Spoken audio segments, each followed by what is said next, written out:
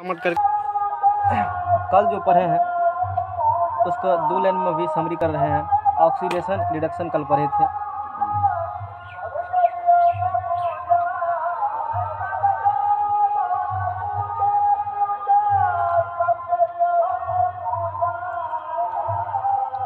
दोनों में अंतर क्या है? ऑक्सीडेशन और रिडक्शन में अंतर। और रिएक्शन को अवकरण या अपचयन भी कहते हो, है ना। कल क्या बोले थे इसको? अवकरण बोले थे ना।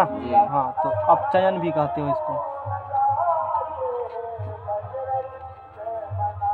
तो कहीं कहीं लिखा होगा अपचयन, है ना। जैसे देखो है ना, लिखा ना अपचयन रिडक्शन को। तो ये जो देखते हो, तुझे कल बोला हाइड्रोजन का संयोग क्या, ऑक्सीजन का कमी, आज उसी सब को एक लाइन में देखने वाले हम लोग हैं। अवकरण, ऑक्सीडेशन और रिडक्शन में क्या अंतर है उस चीज़ को देखेंगे। और काफ़ी इंपॉर्टेंट है, सब जगह पूछता है ये। ऑक्सीडेशन का मतलब है गेन ऑफ ऑक्सीजन। हिंदी में क्या हुआ? ऑक्सीजन का ग्रहण। ऑक्सीजन का गेन ऑफ ऑक्सीजन, ऑक्सीजन का ग्रहण, ऑक्सीजन का ग्रहण। किसका मतलब? ऑक्सीडेशन का मतलब। और रिडक्शन में है लॉस ऑफ ऑक्सीजन, ऑक्सीजन का त्याग, ऑक्सीजन का त्याग। लिख देते हैं, तब सब दिखाएंगे इसी पेज में, सब चीज़ लिखा हुआ है इसमें। ऑक्सीजन का ग्रहण, ऑक्सीजन का त्याग, या इसका मतलब होता है लॉस ऑफ H2, हाइड्रोजन का त्याग। हाइड्रोजन H2 का त्याग। त्याग मतलब वो त्याग ग्रहण नहीं जो इलेक्ट्रॉन प्रोटॉन होता है। त्याग मतलब यहाँ लॉस से समझो, है ना। और ग्रहण मतलब यहाँ गेन से समझो, ठीक है। यहाँ भी त्याग मतलब लॉस होगा, घाटा होगा, ऐसे समझो। वो त्याग नहीं जो इलेक्ट्रॉन त्यागने पर पॉजिटिव नेगेटिव तो वाला गप नहीं है यहाँ पर। लॉस मतलब घाटा, हट गया, निकल गया, उससे बाहर चला गया, पूरा पूरा परमाणु ही। रिएक्शन बताएंगे। और यहाँ होता है gain of electron, gain of hydrogen, इसके अपोजिट में होते हैं। यहाँ होगा हाइड्रोजन का त्याग हुआ ना, हाइड्रोजन का ग्रहण होगा। हाइड्रोजन, ऑक्सीजन का त्याग, हाइड्रोजन का ग्रहण होता है। क्या हुआ? ठीक है, तो है हाइड्रोजन लिखा, ये लिखा है हाइड्रोजन। कौन सही लिखा हुआ है, अभी मिला देते हैं सब। उसके बाद है लॉस ऑफ इलेक्ट्रॉन। ये पूरा एक चार्ट है, जो इतना पढ़ोगे ना 4 पन्ना, वो आदि 10 लाइन में 5 लाइन में लिखा हुआ है। वही चीज़ बता रहे हैं हम, कौन से नई चीज़ फिर से पढ़ाएंगे। लॉस ऑफ इलेक्ट्रॉन, ये हुआ इलेक्ट्रॉन का त्याग, है ना, इलेक्ट्रॉन का त्याग। या इसी को यहाँ पर बोलेंगे गेन ऑफ इलेक्ट्रॉन, इलेक्ट्रॉन का ग्रहण।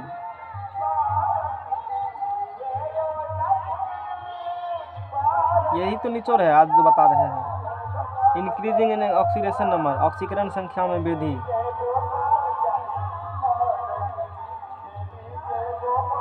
और 4 पेज पढ़ने के बाद सब चीज निकलता है। ऑक्सीडेशन संख्या में वृद्धि, और इसको बोलेंगे ऑक्सीकरण संख्या में कमी।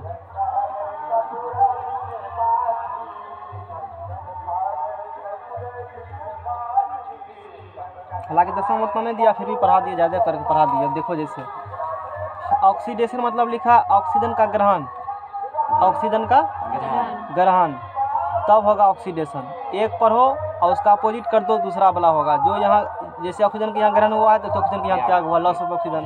यहाँ हाइड्रोजन का त्याग हुआ है, हाइड्रोजन का गेन हुआ है। इलेक्ट्रॉन का त्याग हुआ है, इलेक्ट्रॉन का ग्रहण यहाँ हुआ है। यहाँ ऑक्सीकरण संख्या वृद्धि, यहाँ कमी। जस्ट इसके क्या है? अपोजिट इसके है ये। अब देखो जैसे कल करेक्शन करवाए हैं, जैसे ये है। यहाँ देखो, यहाँ इलेक्ट्रॉनिक सिद्धांत के आधार पर परिभाषा दी है ऑक्सीकरण संख्या का। तुमको एग्जाम में लिखना है कि इसका परिभाषा ऑक्सीकरण यदि पूछेगा ना तो इलेक्ट्रॉनिक प्रोटॉन लिखना है, सीधा ये उठा के या ये उठा के लिख दो, ये सब मत देना हेडिंग उडिंग में। बात समझ में आ गया ना सीधा। अब इसमें से एक एक लाइन परिभाषा है, इसमें से 1 2 3 4 5 में से कोई परिभाषा दे सकते हो। ऑक्सीकरण पूछेगा ऑक्सीडेशन क्या होती है, तो ऑक्सीजन का ग्रहण ऑक्सीकरण कहलाता है। ऑक्सीजन का ग्रहण गेन ऑक्सीजन, सीधा कह दिए। 5 में से कोई डिफरेंस, 4 में से कोई डिफरेंशन कर दो। रिएक्शन पूछेगा तो कोई कर दो, एक लाइन से डिफरेंशन निकल गया, है ना। तो जैसे इसमें है ऑक्सीडेशन का मतलब ऑक्सीजन का ग्रहण। अब देखो क्या मैग्नीशियम के पास पहले ऑक्सीजन था? अब देखो आ चुका है, इसीलिए मैग्नीशियम क्या हो गया, ऑक्सीडेशन। यहाँ मैग्नीशियम के पास है ऑक्सीजन, नहीं यहाँ आ गया ना, जी मिल गया, संयोग ऑक्सीडेशन हो गया ना। अच्छा अब देखो ये तो वो चीज़ हो गया, ऑक्सीजन का रिडक्शन बढ़ाएंगे तो ये हो गया ऑक्सीडेशन का मतलब है ना। उसके बाद हाइड्रोजन का त्याग तो पर भी क्या कहलाता है, ऑक्सीडेशन कहलाता है। उसके लिए अलग एक प्रकार की रिएक्शन लेना पड़ेगा हमको, H2 + Cl2 हाइड्रोजन का त्याग के लिए। चलो ये को समझ में आ गया ना। और देखो ई समझ में आ गया, ये समझ में आ गया, अलग अलग एग्जाम्पल लेना पड़ता है उससे पता चलेगा। अब देखो इलेक्ट्रॉन का त्याग तो क्या होगा, ऑक्सीडेशन। जी इलेक्ट्रॉन का त्याग मतलब क्या होंगे, ऑक्सीडेशन। अब देखो मैग्नीशियम इलेक्ट्रॉन त्याग क्या है, दूगो तो ना प्लस चार्ज।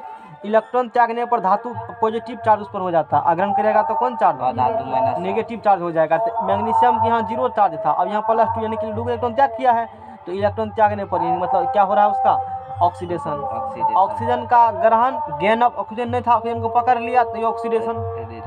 और इलेक्ट्रॉन का त्याग किया तो ये ऑक्सीडेशन। अब पहले 0 था ऑक्सीकरण संख्या, अब कितना हो चुका है, तो ये ऑक्सीडेशन। 3-4 तरीका ऑक्सीडेशन पकड़ने का, कहाँ जहाँ ये फेल होगा वो फेल होगा, वो कोनो न कोनो काम कर ही जाएगा। तो कमीशन काफ़ी ऑक्सीडेशन पूछता है कि इस रिएक्शन दे देगा लिखने के लिए, समझ में भी रिएक्शन दे देगा, पूछे बताइए इसमें किसका ऑक्सीकरण हो रहा है, किसका रिडक्शन हो रहा है, बताना पड़ता है। तो ऑक्सीडेशन समझ में आ गया ना। अच्छा ऑक्सीकरण संख्या समझ में आ गया। अब देखो तो ये भी हो गया क्लियर और ये भी हो गया, इसके लिए अलग एग्जाम्पल लेना पड़ेगा, हम तब समझाएंगे। अब देखो जैसे ऑक्सीजन का त्याग, इसके लिए भी अलग एग्जाम्पल लेना पड़ेगा। अब देखो रिडक्शन को समझो इन दोनों से, जो तुम्हारे सिलेबस एक्चुअली यही है। इलेक्ट्रॉन का ग्रहण मतलब क्या होंगे, रिडक्शन। अब देखो ऑक्सीजन यहाँ पर कितना है 0, यहाँ कितना चार्ज है, इलेक्ट्रॉन क्या किया है, ग्रहण किया, तो ग्रहण किया है, तो इसका क्या होगा रिडक्शन मतलब रिड्यूस हो जाना, कम जाना। तो कम किया 0 से 2, और ऑक्सीकरण संख्या में कमी होना, 0 था -2 हो चुका है, यानी कि इलेक्ट्रॉन क्या किया है, कम गया है, ऑक्सीकरण संख्या कम चुका है। 0 से -2 मतलब इलेक्ट्रॉन त्याग किया, या ऐसे बोलो ऑक्सीकरण संख्या में कमी होना, दोनों क्या कहलाते हैं, अवकरण काल रिडक्शन कहलाते हैं। ये दोनों क्लियर हो गया, ये तो समझ में आ गया होगा। अब ये समझाएंगे, ये भी समझ में आ गया होगा, ये भी समझ में आ गया होगा। अब ऑक्सीडेशन में मैंने कहा कि ऑक्सीजन का त्याग होता है, रिडक्शन में ऑक्सीजन का क्या होता है, ऑक्सीडेशन ऑक्सीजन का ग्रहण होता है। अब इसके लिए एग्जाम्पल लेते हैं और हाइड्रोजन वाला एग्जाम्पल लेते हैं, है ना।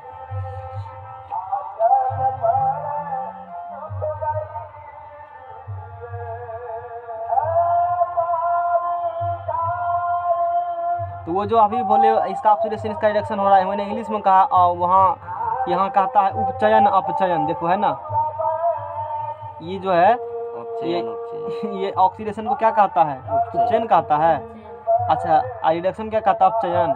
अपचयन लिख दिए ना, इसको उपचयन, क्योंकि तुम तो हिंदी एग्जाम देगा तो वहाँ पर दिक्कत नहीं होना चाहिए। अब दिक्कत नहीं होगा, उपचयन जहाँ लिखा होगा समझना वो ऑक्सीडेशन है, अपचयन जहाँ लिखा होगा वहाँ क्या है, रिडक्शन है। और करने किया है सारी चीज़ को।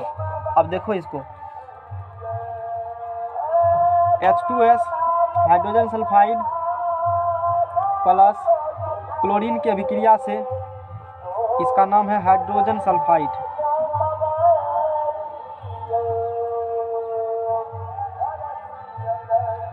तो एग्जाम ऐसे लिखा रहेगा, रिएक्शन पूछेगा किसका उपचयन और किसका अपचयन, समझ में आ जाएगा, जब टिक लगा देना। इसका नाम है हाइड्रोजन सल्फाइड, इसका नाम हो गया क्लोरीन। अब ये दोनों करेंगे आपस में रिएक्शन, है ना, दोनों आपस में क्या करेंगे। अच्छा तो आप बताओ क्या होंगे यहाँ पर रिएक्शन में, क्या होंगे, क्या होगा, हाइड्रोजन गैस का, हाइड्रोजन अधिक शक्तिशाली है क्लोरीन। कैसे बुझा, सक्रियता श्रेणी बोलो, potassium sodium calcium magnesium, potassium sodium calcium, बोलते जाओ सीधा, potassium sodium calcium magnesium aluminium zinc लोहा टीन सीसा हाइड्रोजन कॉपर पारा चांदी। यानी उससे नीचे होगा तो हाइड्रोजन का अधिक होगा, क्लोरीन का कम। उस सक्रियता श्रेणी में क्लोरीन है ही है नहीं, ना, हाँ वो बात है, इसलिए तो मैंने पूछा, उस श्रेणी में है ही नहीं, समझ में आ गया ना। तो क्या होगा, क्लोरीन और सल्फर मिल जाएगा। तो क्लोरीन और सल्फर मिलेंगे इस रिएक्शन में, तो एस और क्लोरीन में नहीं क्लोरीन सल्फर का मिलेगा, हाइड्रोजन और क्लोरीन मिलेंगे, हाइड्रोक्लोरिक एसिड बनेंगे, नमक अम्ल बनेंगे, HCl बनेंगे इस रिएक्शन में। हाइड्रोजन और क्या मिलेंगे, क्लोरीन मिलेंगे, और सल्फर अलग हो जाएंगे। सल्फर क्या होंगे, अलग हो जाएंगे। हालांकि उस एक चीज़ बताएंगे बाद में कि हाइड्रोजन कभी धातु का गुण दिखाता है, कभी धातु गुण दिखाता है ना, इसीलिए उसको हाइड्रोजन को आवारा तत्व कहा जाता है। वो बताएंगे, अम्ल क्षार लवण जब पढ़ाएंगे ना उस समय बताएंगे क्या हो रही है। अभी देखो तो हाइड्रोजन यहाँ धातु का रोल निभा रहा है, देखो H+ इसका यहाँ कहेंगे, यहाँ से कभी H- उसको ले लेते हैं, है ना, तो अलग बात है। तो ये रिएक्शन समझ में आ गया ना। हाइड्रोजन क्लोरीन करेगा, हाइड्रोजन का भी वैलेंसी है, क्लोरीन का भी, तो HCl बन गया। और सल्फर जब आएंगे तो सीधा सल्फर दिखाएगा, बैलेंस करो, हाइड्रोजन 2 गो, हाइड्रोजन अकेला 2 लगा दिया, हाइड्रोजन 2 लगा, क्लोरीन 2 गो, क्लोरीन में 2 गो, सल्फर 1 गो, सल्फर 1 रिएक्शन बैलेंस है। अब देखो जैसे मैंने लिखाया, अब देखो अब यहाँ पर क्लोरीन अकेले है ना, अकेले कोई तत्व होंगे तो ऑक्सीकरण संख्या उसका क्या होते हैं, 0। सल्फर का भी यहाँ क्या होंगे, 0। बोलो कोई दिक्कत। अच्छा यहाँ हाइड्रोजन कितना होगा, 2। हाइड्रोजन का +1 होता है, जितना सुने हाइड्रोजन का +1 याद कर लो, होता है, समझ में आ गया ना। हाइड्रोजन कितना होता है, आप बोलो सल्फर कैसे निकालेंगे, निकालेंगे सिखाएंगे हालांकि। तो अभी बताओ सल्फर का संख्या कितना होता है, पता है, 2 होता है ना, और माइनस का 2 होगा सल्फर का। सल्फर 16 होता है ना, 8 × 10 6, तो 2 लेंगे माइनस हो जाएगा इसका, सल्फर का -2 होते हैं। हाइड्रोजन कितना होते हैं, हाइड्रोजन का +1 होते हैं। अब हाइड्रोजन यहाँ क्या हो गए, +1, क्लोरीन का क्या हो गए, -1 हो चुके हैं। समझ में आ गया ना। मैट्रिक लेवल इस पर उतना दिमाग नहीं लगाना, हालांकि टॉपिक है 2-4 चीज रट के काम हम लोग कर लेंगे। अब देखो फिर आएगा धातु तो हम समझाएंगे, और सारी में समझाएंगे क्या काम हो रही है।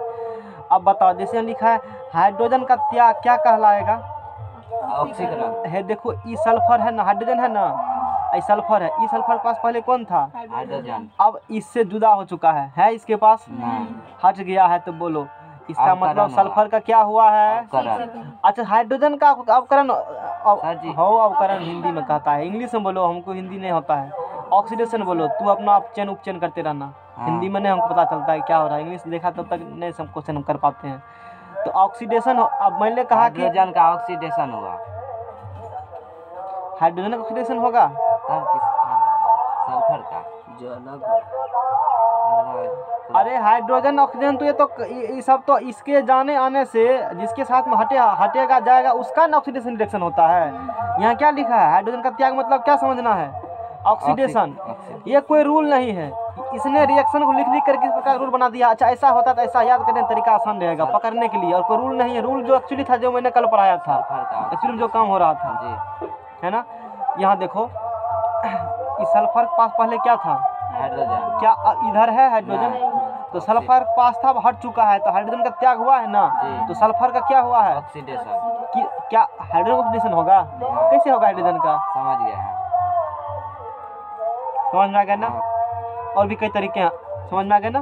तो सल्फर का क्या हुआ यहाँ पर, ऑक्सीडेशन हुआ है सल्फर का, समझ में आ गया ना, सल्फर का ऑक्सीडेशन हुआ है। और क्लोरीन का रिडक्शन। अब वैसे भी देखो ऑक्सीजन का ग्रहण वाला गप नहीं लगेगा यहाँ, क्या ऑक्सीजन है कहीं पर, नहीं रहेगा तो कौन रहेगा, हाइड्रोजन, तब कंसेप्ट लगाना, समझ में आ गया ना। ये तो ऑक्सीजन है ही नहीं, हाइड्रोजन का त्याग न हुआ, ऑक्सीडेशन। हाँ त्याग हुआ है, तो फिर कहीं बोल जाते हैं सल्फर का, नहीं हाइड्रोजन का त्याग होगा ना, सल्फर का होगा, हाइड्रोजन का त्याग होगा ना तो सल्फर का जो, ऑक्सीडेशन कहलाएगा। हाँ सल्फर कहलाएगा, क्योंकि सल्फर के साथ कौन है यहाँ पर।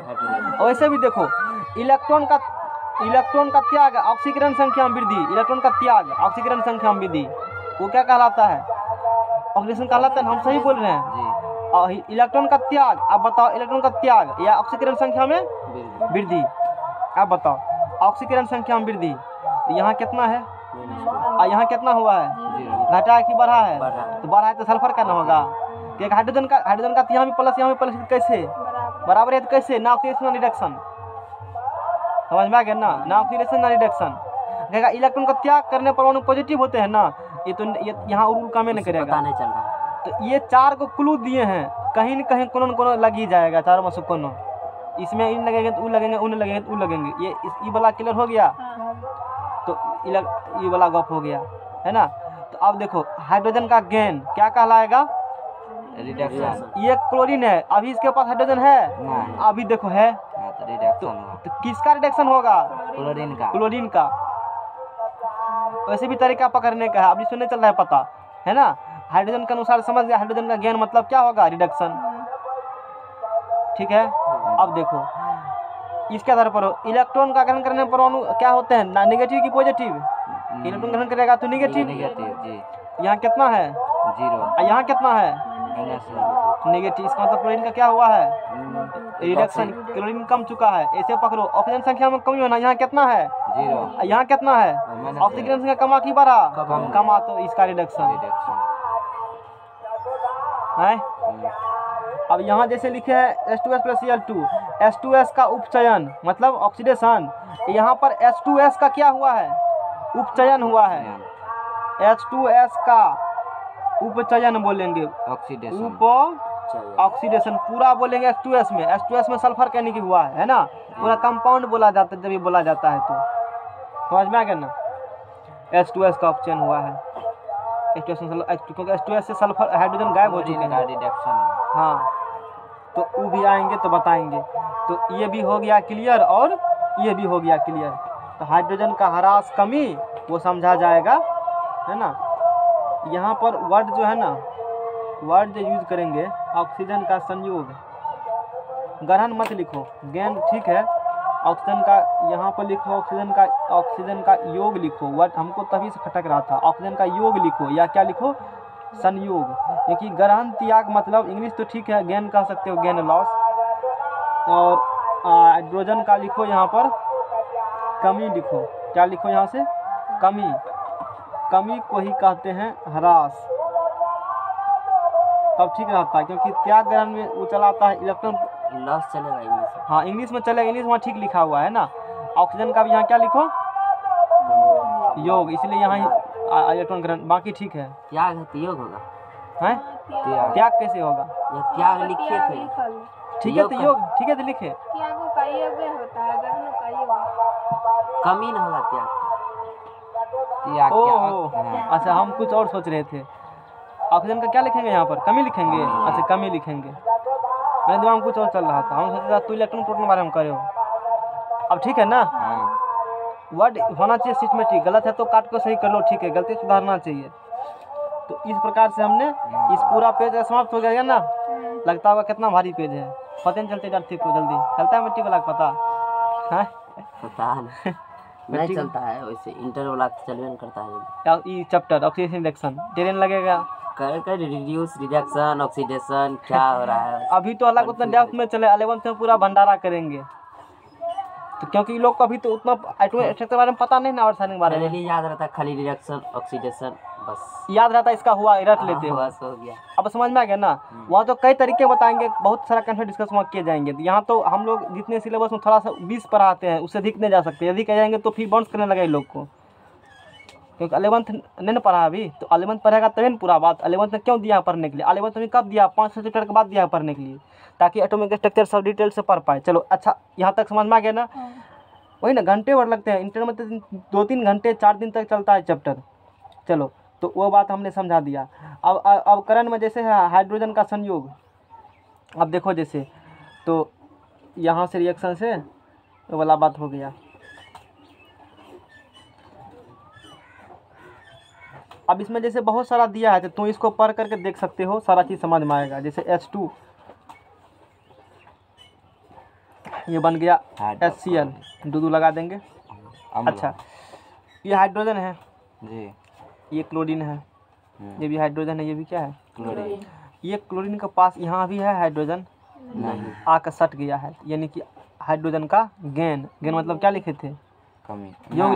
योग अरे संयोग। यहाँ भी वर्ड हाइड्रोजन का त्याग, यहाँ भी वर्ड को सही करो। यहाँ क्या लिखेंगे वर्ड? हिंदी में ह्रास लिखेंगे ना। जी, नहीं ह्रास या कमी। त्याग है तो कमी लिखेंगे ना। लिखिएगा। हाइड्रोजन का क्या लिखेंगे? कमी। कमी। और यहाँ क्या लिखेंगे? गेन। ठीक है, यहाँ क्या लिखेंगे? हाइड्रोजन योग। का योग लिखेंगे। यहाँ पर योग भी योग। संयोग। अरे ये तो ठीक है लिखल है, ग्रहण। वो ठीक लिखल है। अब बात समझ गए हो ना? जी, समझ गया तो तू अपना करते रहना फेयर में बढ़िया से पेंटिंग उंटिंग, है ना। ग्रहण त्याग जनरली हम लोग यूज करते हैं ना। इलेक्ट्रॉन का त्याग, अरे यहाँ तो ठीक है लिखे थे इलेक्ट्रॉन का त्याग, कैसे काट दिए? लगता है कचरा पका दिए पकड़ के। तुमको समझ मान गया? नोट्स में कर लोगे ना ठीक से, नोट्स में कर लेना। इसलिए तो बुक भी रखते हैं सामने में, हिंदी वाला दिक्कत हो जाता है पढ़ाने में। इंग्लिश में कहेगा तो कोई दिक्कत नहीं है, इंग्लिश में तो हमको 10 जगह देखना भी नहीं पड़ता है, एक ही जगह सब बात लिखल है, पकड़ खींच रहे हैं दे करके। तो हिंदी मीडियम में साथ। अब चलो, अब यहाँ पर हाइड्रोजन, यहाँ क्लोरीन है, इसके पास हाइड्रोजन नहीं है। अब यहाँ हाइड्रोजन आ चुका है, तो आ चुका है ना। अब ऐसे भी लिखेंगे तो जीरो जीरो, यहाँ क्या होंगे प्लस एक, यहाँ क्या होंगे माइनस एक। कई तरीके हैं पकड़ने का, यहाँ देखो कई तरीके हैं पकड़ने का। यहाँ क्लोरीन है, इसके पास नहीं है हाइड्रोजन, नहीं है ना। अब इसके पास हाइड्रोजन आ चुके हैं, वैसे भी यहाँ जीरो है और यहाँ क्या है माइनस एक है। कल वाला बात भूल गए, इसमें फिर जीरो और काहे लिख दिया? किस में? इसमें फ्री स्टेट में ऑक्सीडेशन नंबर जीरो होते हैं, क्योंकि ना वो त्याग किया ना ग्रहण, कुछ भी नहीं किया है वो। अच्छा, इसलिए न्यूट्रल है ना, हाँ। इसीलिए। समझ में आ गया ना? हम्म। तो इसका यहाँ पर क्या बोलेंगे हम लोग? Cl2 का अपचयन हिंदी में। Cl2 का क्या बोलेंगे? अपचयन, अपचयन, यानी कि रिडक्शन। रिडक्शन। समझ में आ गया ना? Cl2 का रिडक्शन। हाइड्रोजन ऑक्सीजन का योग होगा, तो ऑक्सीजन के यहाँ क्या होगा? कमी, उल्टा है। हाइड्रोजन के यहाँ क्या होगा? लॉस होगा, कमी होगा, यहाँ क्या होगा? गेन, योग होगा। इलेक्ट्रॉन के यहाँ क्या होगा? त्याग। इलेक्ट्रॉन यहाँ क्या होगा? ऑक्सीजन संख्या में यहाँ वृद्धि होंगे, यहाँ क्या होंगे? जस्ट इसके उल्टा है ये वाला बात। समझ में आ गया ना? इसके क्या है? उल्टा है। एक रखो दूसरे वैसे हो जाएंगे, हैं? तो ये वाला बात हुआ।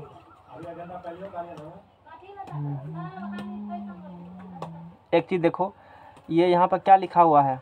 ऑक्सीडेशन। ऑक्सीडेशन जुट जाएगा इसमें, समझो थोड़ा टेक्निकल। ओ है ना, ऑक्सीजन जुटेगा, इसमें जुटा तो इसमें क्या होंगे? हट जाएंगे। ऑक्सीडेशन अब ले चुका है ये, मन खुश इसका है, इसका मन क्या हो चुका है? इसीलिए हाइड्रोजन छोड़ो त्याग देगा, हाइड्रोजन कमी हो जाएगा इसमें। तो ट्रिक देते हैं कुछ याद करने के लिए। ओ से ऑक्सीडेशन हुआ और ऑक्सीजन का योग हो जाएगा, इसमें योग हो चुका तो इसमें ऑक्सीजन का कमी हो जाएगा। ऑक्सीजन ही पहले ले चुका है, इसका पूरा टेंशन मुक्त है ये, इसलिए हाइड्रोजन को क्या करेगा? ये हाइड्रोजन को छोड़ दिया, ये छोड़ेगा धा, इसको प्लेन में रखेगा, हम लेंगे हम लेंगे, ये ले लिया तुरंत हाइड्रोजन। हाइड्रोजन क्या क्या ले लिया हाइड्रोजन, समझ रहे हो ना? तो अब इलेक्ट्रॉन का त्याग, ये तो इसी से चल जाएगा पता। ऑक्सीडेशन मतलब इलेक्ट्रॉन का त्याग होता है, इसमें नहीं होगा, दिक्कत होता है इसी में बेसी, इसमें नहीं होता कन्फ्यूजन।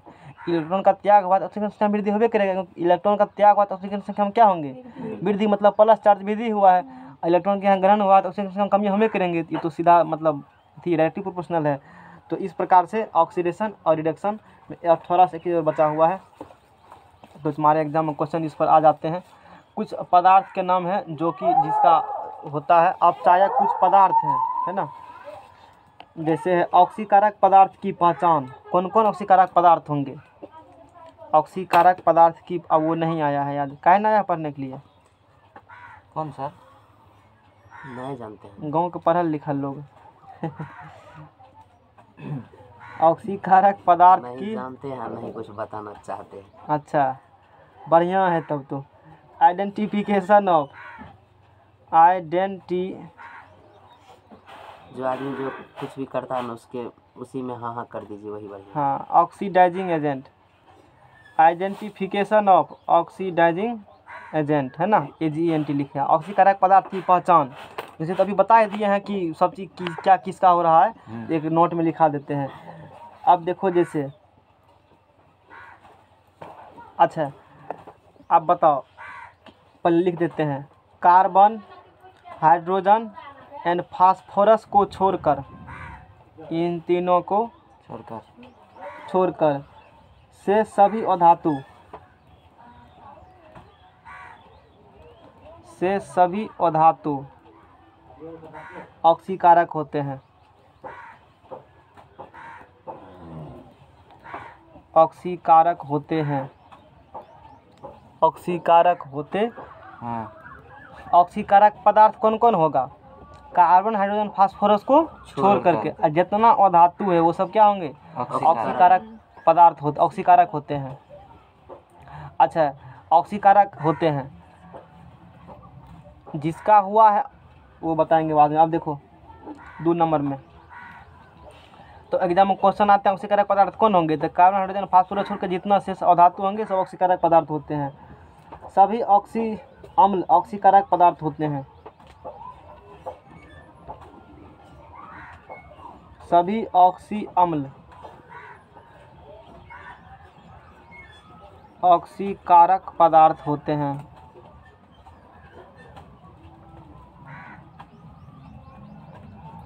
जितना भी ऑक्सी अम्ल है वो सब क्या होंगे, ऑक्सीकारक पदार्थ होंगे। अब जैसे यहाँ पे कुछ एग्जाम्पल भी दिया है, ऑक्सीडाइजिंग रिड्यूसिंग एजेंट, उपचायक पदार्थ जो है जिसके करप्शन की क्रिया होती है, ठीक है। ऑक्सीकारक पदार्थ पढ़ रहे हैं ना, रिडॉक्स लिखा है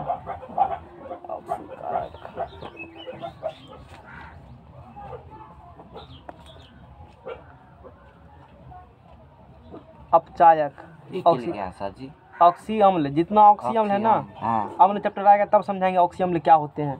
अब जैसे यहाँ पर है धातु के सभी साल्ट, तो ये इसके बारे में जानकारी देंगे धातु के बारे में, तो एक बार फिर से डिस्कस थोड़ा सा कर देंगे धातु क्या होते हैं। इसके बारे में जानकारी देंगे थर्ड चैप्टर में, इसके बारे में बताएंगे सेकंड चैप्टर में, ये भी थर्ड चैप्टर है, चैप्टर का ही कंसेप्ट है। धातु के सभी ऐसी साल्ट, अब ये क्या होते हैं, ऑक्सीकारक होते हैं, ऑक्सीकारक होते जितना भी धातु के साल्ट हैं, जैसे फेरिक क्लोराइड,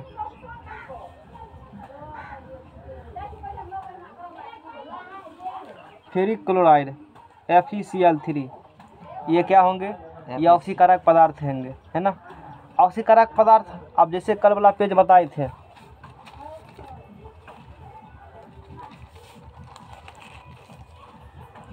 कल वाला पेज में बताए थे,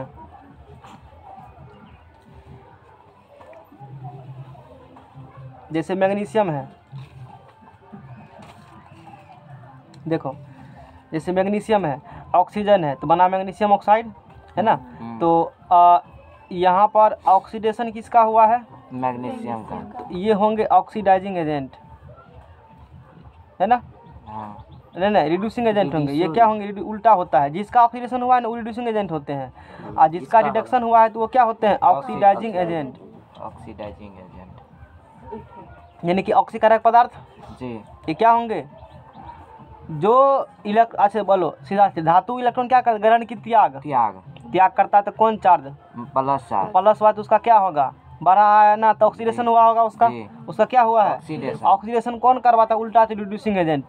ऑक्सीडेशन कौन करवाएगा, रिड्यूसिंग एजेंट क्या करवाता है, ऑक्सीडेशन। अच्छा रिडक्शन धातु इलेक्ट्रॉन क्या करता है, ग्रहण करेगा तो कौन चार्ज, माइनस चार्ज, तो घटेगा कि बढ़ेगा, घटेगा, 0 है तो कितना हो चुका है, इसका ऑक्सीजन के रिडक्शन हुआ, ये करवाता कौन है, ऑक्सीडाइजिंग एजेंट।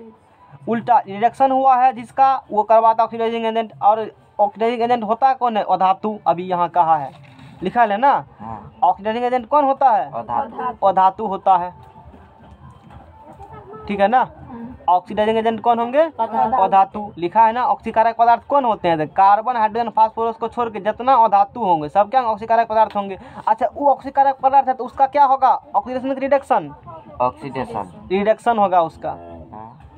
अरे वो धातु है ना, इलेक्ट्रॉन क्या करेगा, वो ग्रहण करेगा तो कौन चार्ज, माइनस, तो घटा की बढ़ा, घटा, तो वो रिडक्शन हो जाएंगे, जिसका रिडक्शन उल्टा। चलो यहाँ पर इस प्रकार से बात होती है, लगता है वो बताना ही पड़ेगा, तुम लोग भी बताए थे 4 लेन के, देखा कितना इंपॉर्टेंट है वो, ठीक है बता देते, थोड़ा सा और टाइम लगेगा, पढ़ लो, बाद में फिर मौका कहाँ मिलेगा, तब तुमको अच्छे से क्लियर हो जाएंगे। हाँ नहीं इसमें और लिख देते हैं, वो क्लू है, अब चला वो कितना इंपॉर्टेंट था, उस 4 लेन में 5 पे समतल है ना, है क्रीम दिए थे खाली, अब तो ये उसको भारी लग रहा था, किसको भारी लगा था, समाज के लोग को। Ferric sulphate, ferric sulphate Fe2SO4 cupric sulphate CuSO4। चलो थोड़ा सा ज़्यादा पढ़ाई देते हैं, नेक्स्ट पेज लो, फर्स्ट पेज लिखे हैं ना, आधा घंटा इसी में चला गया। ये टॉपिक पढ़ाने में एक्चुअली टाइम लगता है। आज केमिस्ट्री खत्म कर देते हैं चैप्टर को, तभी छोड़ेंगे। अभी खत्म हो जाएगा। अब कहाँ बचा है? यही तो पढ़ाने में टाइम लगता है। समझाने में तो समझ में नहीं आया? अब तो कन्फ्यूजन नहीं होगा ऑक्सीडेशन रिएक्शन में। हल्का फुल्का जो होगा 11th में कष्ट दूर कर देंगे। अच्छा, अब चलो, इतना जितना पढ़ाए ना, अभी ये कुछ बताएंगे, 10 मिनट में सारा चीज़ हो जाएगा क्लियर। फिर टेंशन लेना नहीं है। अब पढ़ते हैं कि अवकारक पदार्थ कौन कौन होंगे। अवकारक पदार्थ की पहचान। अवकारक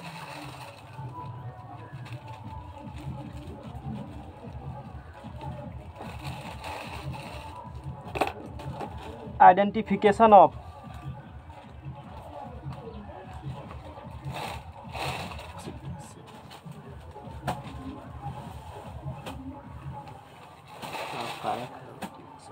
सर यही अरे बहुत है, ऑक्सीकरण, अवकरण। अरे इसमें भाई लोग कन्फ्यूजन होता है। इतना आसान तो क्यों मत पूछो इसको, जितना आसान तो समझ रहे हो। हम 2 बार पढ़े हैं, हम तो- चौथा बार पढ़े ना इंटर में। हम तो पढ़े थे सर शाम। अरे कह रहे हैं ना, कितना पढ़ लोगे, छोड़ेगा नहीं पीछा। इतना डीप में नहीं पढ़ाते हैं वहाँ पर भी। इसमें तो पूछो तो हम कुछ नहीं पढ़ाए, तुमको तो लेवल थोड़ा ज़्यादा दे दिए हैं। 11th से डिप में पढ़ाते हैं। अभी तुमको सच नहीं बता सकते हैं, मजबूरी है मेरा, मजबूरी समझो। क्योंकि तुमको अभी उतना नॉलेज नहीं है, तुम समझ पाओगे मेरे बातों को, है ना। फिर भी जितना तुम्हारे लेवल उसको अच्छे से बता रहे हैं हम, इंडिया में तुम्हारे लेवल के अनुसार। सभी धातु अवकारक पदार्थ होते हैं। अब इतना पढ़ाएं तुमको, अब 2-4 को लेने अब और कहाँ पढ़ाएंगे इस पेज में। तो अब इसके बाद कभी भी तुमको याद करने की आवश्यकता नहीं पड़ेगा। टॉपिक आंख बंद करके जवाब दोगे। सभी धातु अवकारक पदार्थ होते हैं। अच्छा, वहाँ देखो, कार्बन, हाइड्रोजन, फास्फोरस को छोड़े थे ना। हाँ, अब उसको ले लेंगे।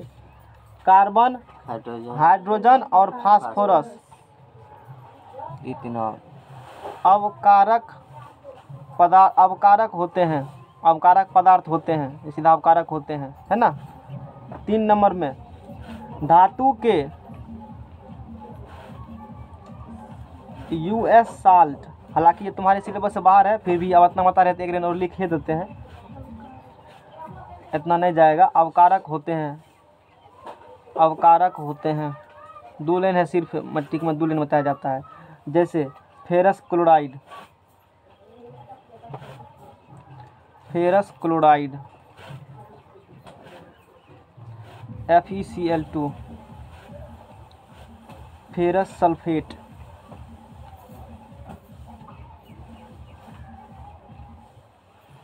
फेरस सल्फेट FeSO4, है ना। फेरस सल्फेट FeSO4 ना, मोबाइल में खींचा हुआ है फोटो, वो लाद पढ़ाए थे। फोटो में चलो, कॉपी में तो लिखा ही है। अब वो चीज़ हम बता देते हैं। जड़ी बूटी के हैं। हाँ, वो क्लू है और ये बहुत इंपॉर्टेंट है, 4 लाइन का ही। लेकिन सारा अब वो मेन बात वो है, वो वैसे होगा क्लियर तो जब ही रहेगा क्लियर। दोनों दूसरे डायरेक्टली प्रोपोर्शनल है, लेकिन एग्जाम में क्वेश्चन सॉल्व हो जाता है उतना से ही। काफ़ी कम चीज़ याद करना पड़ेगा। तो अब ये लोग इतना मेहनत किए हैं, थोड़ा सा और कर देते हैं ना, ताकि सबका कल्याण हो जाए। देखो, अभी तक जितना पढ़े हैं धातु के बारे में। धातु, जैसे धातु है, M से मेटल हो गया, है ना, METL। धातु इलेक्ट्रॉन क्या करेगा? त्याग करेगा। जैसे M है, इसने 1 इलेक्ट्रॉन क्या किया है? त्याग किया। त्याग किया, 1 इलेक्ट्रॉन त्याग किया। जितना त्याग है उतना इसमें कौन charge? Plus sir. Minus charge होगा। त्याग करेगा सर। हाँ, त्याग करेगा तो प्लस चार्ज होगा। ई माइनस दिखाते हैं, ये ई माइनस क्या है? ई इलेक्ट्रॉन जो त्याग किया है ना, जी, वही ई माइनस है। इसने जितना त्याग किया उतना का प्लस चार्ज, हाँ, समझ में आ गया ना, उतना का प्लस चार्ज इसमें होगा। तो इसमें देखो, तो इसको कहते हो, यहाँ पर प्लस है ना, तो इसको बोलेंगे धनायन बना। आयन क्या होती है? जब उस पर प्लस में लिखा होगा तो आयन होता है। यदि प्लस लिखा होगा धनायन, माइनस लिखा होगा तो ऋणायन। आयन। चैप्टर आएंगे तो उसमें बढ़ाएंगे डिटेल से। प्लस लिखे होते हैं तो क्या होते हैं? धन आयन। अब माइनस लिखे तो क्या होते हैं? ऋणायन। ऋणायन। और धनायन को इंग्लिश में कहते हो कैटायन।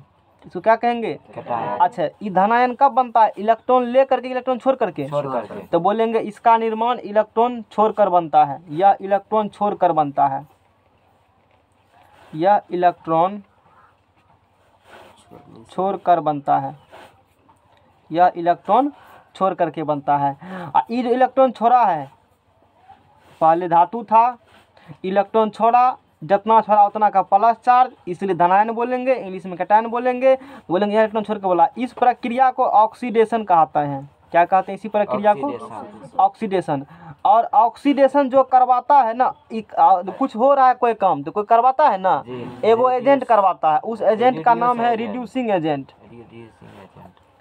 रिड्यूसिंग एजेंट अवकारक पदार्थ है ना, रिड्यूसिंग एजेंट कहीं होता है ना।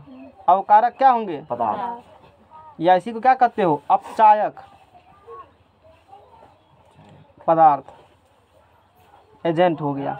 कहीं पदार्थ नहीं लिखे थे भी, वही हुआ अपचायक अवकारक। अब देखो यहाँ अभी जितना पढ़े वो पेज लाओ, अभी जितना पढ़ाए हैं,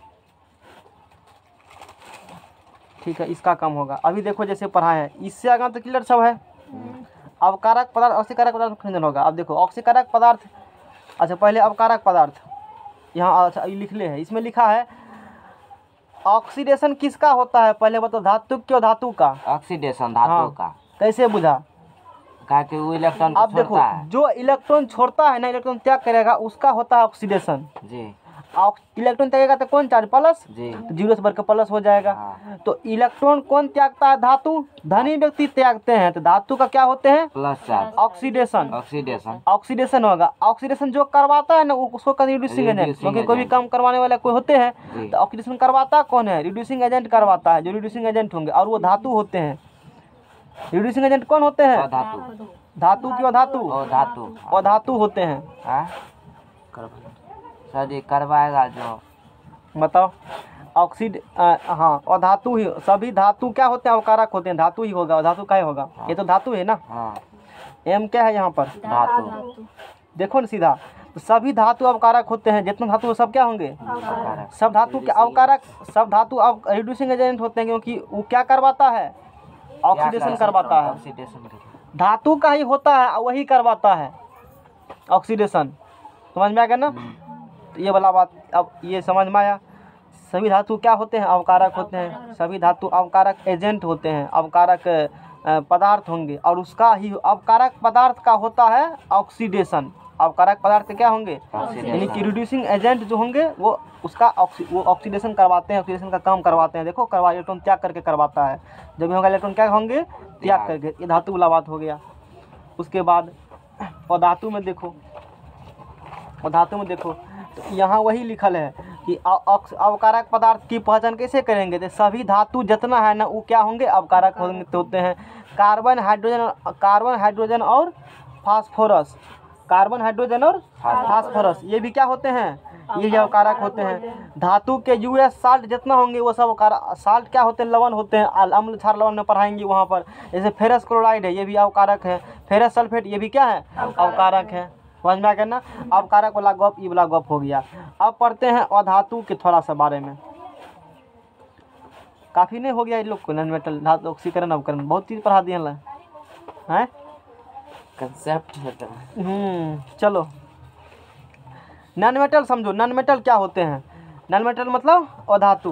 तो आप देखो कोई नॉन मेटल है, नॉन मेटल है, तो अधातु अधक्की है, कहेगा लाओ इलेक्ट्रॉन। क्या कहेगा? ग्रहण करेगा, खींच लेगा इलेक्ट्रॉन। इलेक्ट्रॉन ले लिया, इलेक्ट्रॉन लिया तो कौन? इलेक्ट्रॉन माइनस चार्ज होते हैं, है ना? तो इलेक्ट्रॉन लेने पर इलेक्ट्रॉन माइनस है ना, तो माइनस कपार पर चढ़ा जाएगा, कपार पर माइनस चढ़ जाएगा। समझो इस पर हो जाएंगे माइनस, जितना लेगा उतना का माइनस। लिया कौन है? लिया है नॉन मेटल, और धातु लेगा। NM से नॉन मेटल हो गया ना। और धातु इलेक्ट्रॉन क्या करता है? अरे धातु धनी है, धनी व्यक्ति दान दान दान सब करता है। और धातु अधक्की, उसको चाहिए इलेक्ट्रॉन। क्या चाहिए? जरूरत है उसको, जरूरत है। तक लिया कर्जा हुआ ना, वही कर्जा दिखा दिए। ये प्लस दान के हम धनी है, प्लस दिखा रहे वही हम अमीर आदमी है। समझ रहे हो ना? आज गरीब आदमी कर्जा लिया और धातु हो गया, ये समझो। बात समझ में आ गया ना? तो माइनस है तो माइनस चढ़ा दिया। अब देखो, अब यहाँ पर क्या हुआ है? यहाँ पर प्लस था तो क्या बोला? धनायन, माइनस है तो बोलेंगे ऋणायन। ऋणायन कैटायन है ना एनायन। अनायन। ये देखो इसको याद रखना, हिंदी से रखना याद, हिंदी से बढ़िया से होता है क्लियर। स्पष्ट ऋण मतलब नेगेटिव, धन मतलब पॉजिटिव, है ना। कैटायन और क्या हो गया एनायन। तो शो खत्म हो चुका है, क्रीम निकल चुका है, कहाँ गया था पर पाउडर मार्क आया है। ले लीजिए। लो कार्बन लो, रखो कार्बन। ना अच्छा लगाए। ठीक है। उसके बाद देखो ये बता दिए अच्छा ई कब बना है, इलेक्ट्रॉन ले करके कि छोड़ करके। धनायन कब बनता है बताओ, इलेक्ट्रॉन ले करके छोड़ करके। आयनायन कब बनेगा, लेगा तब। तो यह इलेक्ट्रॉन लेकर बनता है, यह इलेक्ट्रॉन लेकर बनता है ना, बनता है। इस प्रक्रिया को क्या कहते हैं, इस प्रोसेस को बोलेंगे। देखो यहाँ 0 था, यहाँ क्या हुआ है, अरे घट गया है, डिक्रीज हो गया है ना, इसीलिए इसको कहेंगे रिडक्शन कहेंगे इसको, है ना। इस प्रोसेस को रिडक्शन कहते हैं। करवाएगा रिडक्शन कौन करवाया, अच्छा रिडक्शन करवाया कौन है, ऑक्सीडाइजिंग एजेंट करवाया है, अपकारक पदार्थ, है ना। ऑक्सीडाइजिंग एजेंट अपचायक होता है। यहाँ भी अपचायक था,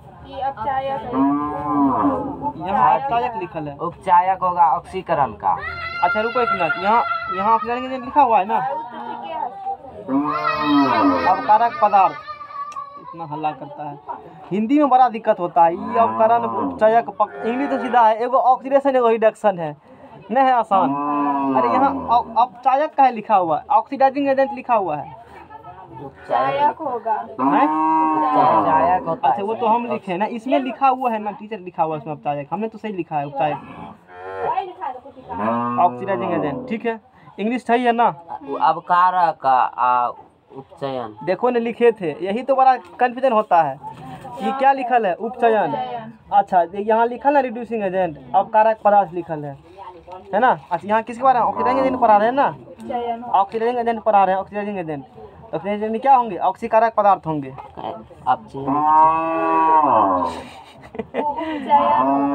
हाँ उपचयन है, इसका में भी लिखे अपचायक लिखे है, इसमें उपचायक होगा ना, ये गलत लिखा है, वही तो कह रहे हैं। हाँ ये गलत, आप तो यहाँ सुधार करवे किए, इसलिए तो आप इसको मतलब मंथन किए तब नहीं सही किए। वो सही किए हैं, ये उपचायक होंगे, है ना। ये क्या होंगे, उपचायक। हमारे 10वां वाला कभी लिखा होगा सब बढ़िया से। बूढ़ा भी अपचायक उपचायक उसमें इतना करते थे कि बड़ा कंफ्यूज थे हम भी, लेकिन 11th में कंफ्यूजन दूर हुआ। इंग्लिश पकड़ लिया 11th से, हिंदी छोड़ दिए, सीधा ऑक्सीजन रिडक्शन धर लिए, तो कम हटाओ उपचयन। अब इंग्लिश में क्वेश्चन अवे करता है, क्वेश्चन कर लिए अपना हो गया, तो उपचायक होंगे। बोलो समझ में आ गया ना। तो ये वाला बात होती है, यानी कि अधातु इलेक्ट्रॉन क्या करेंगे, ग्रहण करेंगे, तो कौन क्या बनेंगे, ऋणायन कब बनता है, जब ग्रहण करेगा इलेक्ट्रॉन लेकर के। इस प्रोसेस को क्या बोलेंगे, ये जो ग्रहण वाला चक्कर है, ग्रहण वाला चक्कर है ना, इस चक्कर को कहा जाएगा रिडक्शन। ये करवाएगा कौन, ऑक्सीडाइजिंग एजेंट, यानी कि कौन होते हैं ऑक्सीडाइजिंग एजेंट, कौन होंगे, अधातु। ऑक्सीडाइजिंग एजेंट कौन होते हैं, अधातु। अब देखो ऑक्सीडाइजिंग एजेंट है ना, कार्बन हाइड्रोजन फास्फोरस को छोड़ करके सभी अधातु क्या होते हैं, ऑक्सीकारक होते हैं। सभी ऑक्सीकारक, ऑक्सी अम्ल, जो भी ऑक्सी अम्ल होते हैं क्या होते हैं देखेंगे बाद में हम लोग। सभी ऑक्सी अम्ल क्या होते हैं, ऑक्सीकारक पदार्थ होते हैं। धातु के सभी आयसी साल्ट ऑक्सीकारक। तुमको सिर्फ यही जरूरी है तुम्हारे लेवल के लिए, इस पढ़ो नहीं पढ़ो कोई मतलब फर्क पड़ने वाला नहीं है। लिखल है ना इसमें, दुनिया का लिखल है, उपचयक अपचयक, हालत खराब हो जाता है, दिमाग खराब हो गया था उस समय, इतना वो लिखा था ना अपचयन। अब देखो यहाँ लिखल है, सब बात लिखल है ना। तो अब देखो यहाँ से ऑक्सीडेशन उपचयन लिखा है, हम लोग क्या लिखे थे, हाँ लिखल है, देखो लिख दिए हैं उपचयन ऑक्सीडेशन रिएक्शन, ठीक है, ये वाला बात हो गया। इसमें लिखल यहाँ Mg के साथ O2 का संयोग होता है, मैंने बता दिया ये भी, है ना। यहाँ भी बताया, यहाँ O2 के साथ O2 के अनुपात में वृद्धि होती है, मतलब NO2 का अनुपात में वृद्धि होती है, यानी कि NO था एगो और आके जुट गया, यानी कि ऑक्सीजन बढ़ा है, इसीलिए इसका क्या हुआ है, ऑक्सीडेशन हुआ है, समझ रहे हो ना। अच्छा यहाँ ऋण विद्युत अवयव क्लोरीन के अनुपात में वृद्धि होती है। देखो अब लोहा का प्लस क्लोरीन का क्या होगा, माइनस होगा, तो यहाँ भी हुआ है। ऐसा बताइए H2S का भी बताइए दिया, यहाँ H2S से H2 का विस्थापन होता है ना। इलेक्शन भी तो करवे किए हैं हम, नहीं कराए हैं, इलेक्शन भी कराए हैं। उसके बाद ऑक्सीकारक पदार्थ को कहा जाता है उपचायक पदार्थ। देखो ऑक्सीकारक पदार्थ को क्या कहते हो, उपचायक। ऑक्सीकारक पदार्थ बोलो या ऑक्सीकारक पदार्थ, यहाँ इसको क्या कहें, उपचायक पदार्थ, या इसको हिंदी में क्या कहेंगे, ऑक्सीकारक पदार्थ। तू अपना रटो हिंदी रटना है तो कंफ्यूजन डेवलप। हम दो काम करते हैं, जहाँ देखते हैं हिंदी समझ होता है हिंदी पकड़ लेते हैं वहाँ पर, जैसे कैटाइन हमको कंफ्यूजन होता है तो हम धनायन कहते हैं वहाँ पर, ऑक्सीडेशन रिएक्शन में कंफ्यूजन होगा हिंदी में इंग्लिश में हम पकड़ लेते हैं। शॉर्टकट रास्ता निकालो, जहाँ ये एग्जाम में दोनों क्वेश्चन आता है जब भी देता है, तो मान लो कमीशन का एग्जाम देंगे तो वहाँ लैंग्वेज का क्वेश्चन आता है, जहाँ हिंदी फंसे इंग्लिश में चले गए, इंग्लिश फंसे हिंदी में चले गए, समझ रहे हो ना। इससे समझने में आसानी होती है, आसान जाएगा ना, कंफ्यूजन नहीं होगा इससे करने में। तो ये मैंने बता दिया, तो इस प्रकार से लिखल है, सारा चीज़ मैंने तुमको पढ़ा दिया, ये पूरा खत्म हुआ। हालांकि यहाँ तो अवकारक पदार्थ के फिर अपचायक पदार्थ के जो मैंने बताया वही है। देखो अब कुछ अवकारक पदार्थ के नाम एक के अलग अलग करके लिखा है सबको, हमने एक लाइन में सबको लिख दिया, लिखे है ना, इसलिए बोले कि वही एक लाइन जरूरी तुमके लिए है, अलग अलग लिखा मैंने एक ही में लिख दिया है, समझ में आ गया। अब जैसे ढेरी देखो पढ़ा है इसमें, अब देखो इसमें पूछा है सिद्ध करें कि हाइड्रोजन अवकारक पदार्थ होते हैं, नाइट्रोजन। अब एक रिएक्शन लेंगे, ये कहा क्या करिए, हाइड्रोजन कैसा पदार्थ है, अच्छा हाइड्रोजन कौन पदार्थ है, अवकारक पदार्थ है, ये की करवाएगा, ऑक्सीडेशन करवाएगा, क्या करवाएगा, ऑक्सीडेशन करवाएगा। देखो जो अवकारक पदार्थ होगा वो क्या करवाएगा, ऑक्सीडेशन। जो अवकारक पदार्थ हिंदी में इंग्लिश में क्या कहते हो अवकारक पदार्थ को, अवकारक को हाँ रिड्यूसिंग एजेंट कहते हो ना। तो जो रिड्यूसिंग एजेंट होते हैं वो क्या करवाते हैं, ऑक्सीडेशन। रिड्यूसिंग एजेंट क्या करवाएंगे, ऑक्सीडेशन एजेंट क्या करवाएंगे। बात खत्म करो, हटाओ, अगला टॉपिक पढ़ते हैं, नेक्स्ट पेज लाओ। नहीं लगा, छोड़िए बात, हटाओ ये सब, जितने खोजिएगा उतना बिगड़ेगा। बिगड़ेगा ना, इतना तक अभी ठीक है, आगे नहीं कुछ बिगड़ेगा, इतना काफ़ी है। अरे पेज लाओ ना, अरे यहाँ तक दिक्कत नहीं है, बस इतना ही काफ़ी है। काफ़ी नोट्स लिखवाए, इस काफ़ी नहीं लिखवाए हैं तो वहाँ से इतना चीज़ पढ़ा देगा, इतना कंफ्यूजन डेवलप हो गया। हम इसको छोड़ दे, हम इंटर की तरफ मूव कर गए, इंटर वाला काफ़ी से लोग लिखवाए, उसमें कंफ्यूजन होबे नहीं करता, सीधा आसान तरीका से ये राहुल समझ में आ गया ना। मेरा नाम का है वही। हाँ देखो 46 मिनट, हाँ तो वही तो बोले हैं, तो ठीक है सुना है, गलत सुना है। हेलो क्या बोले हम अभी, अलवा अलवा बोले हैं, एलवाई बोले हैं, एलवाई बोले हैं, मिश्र धातु,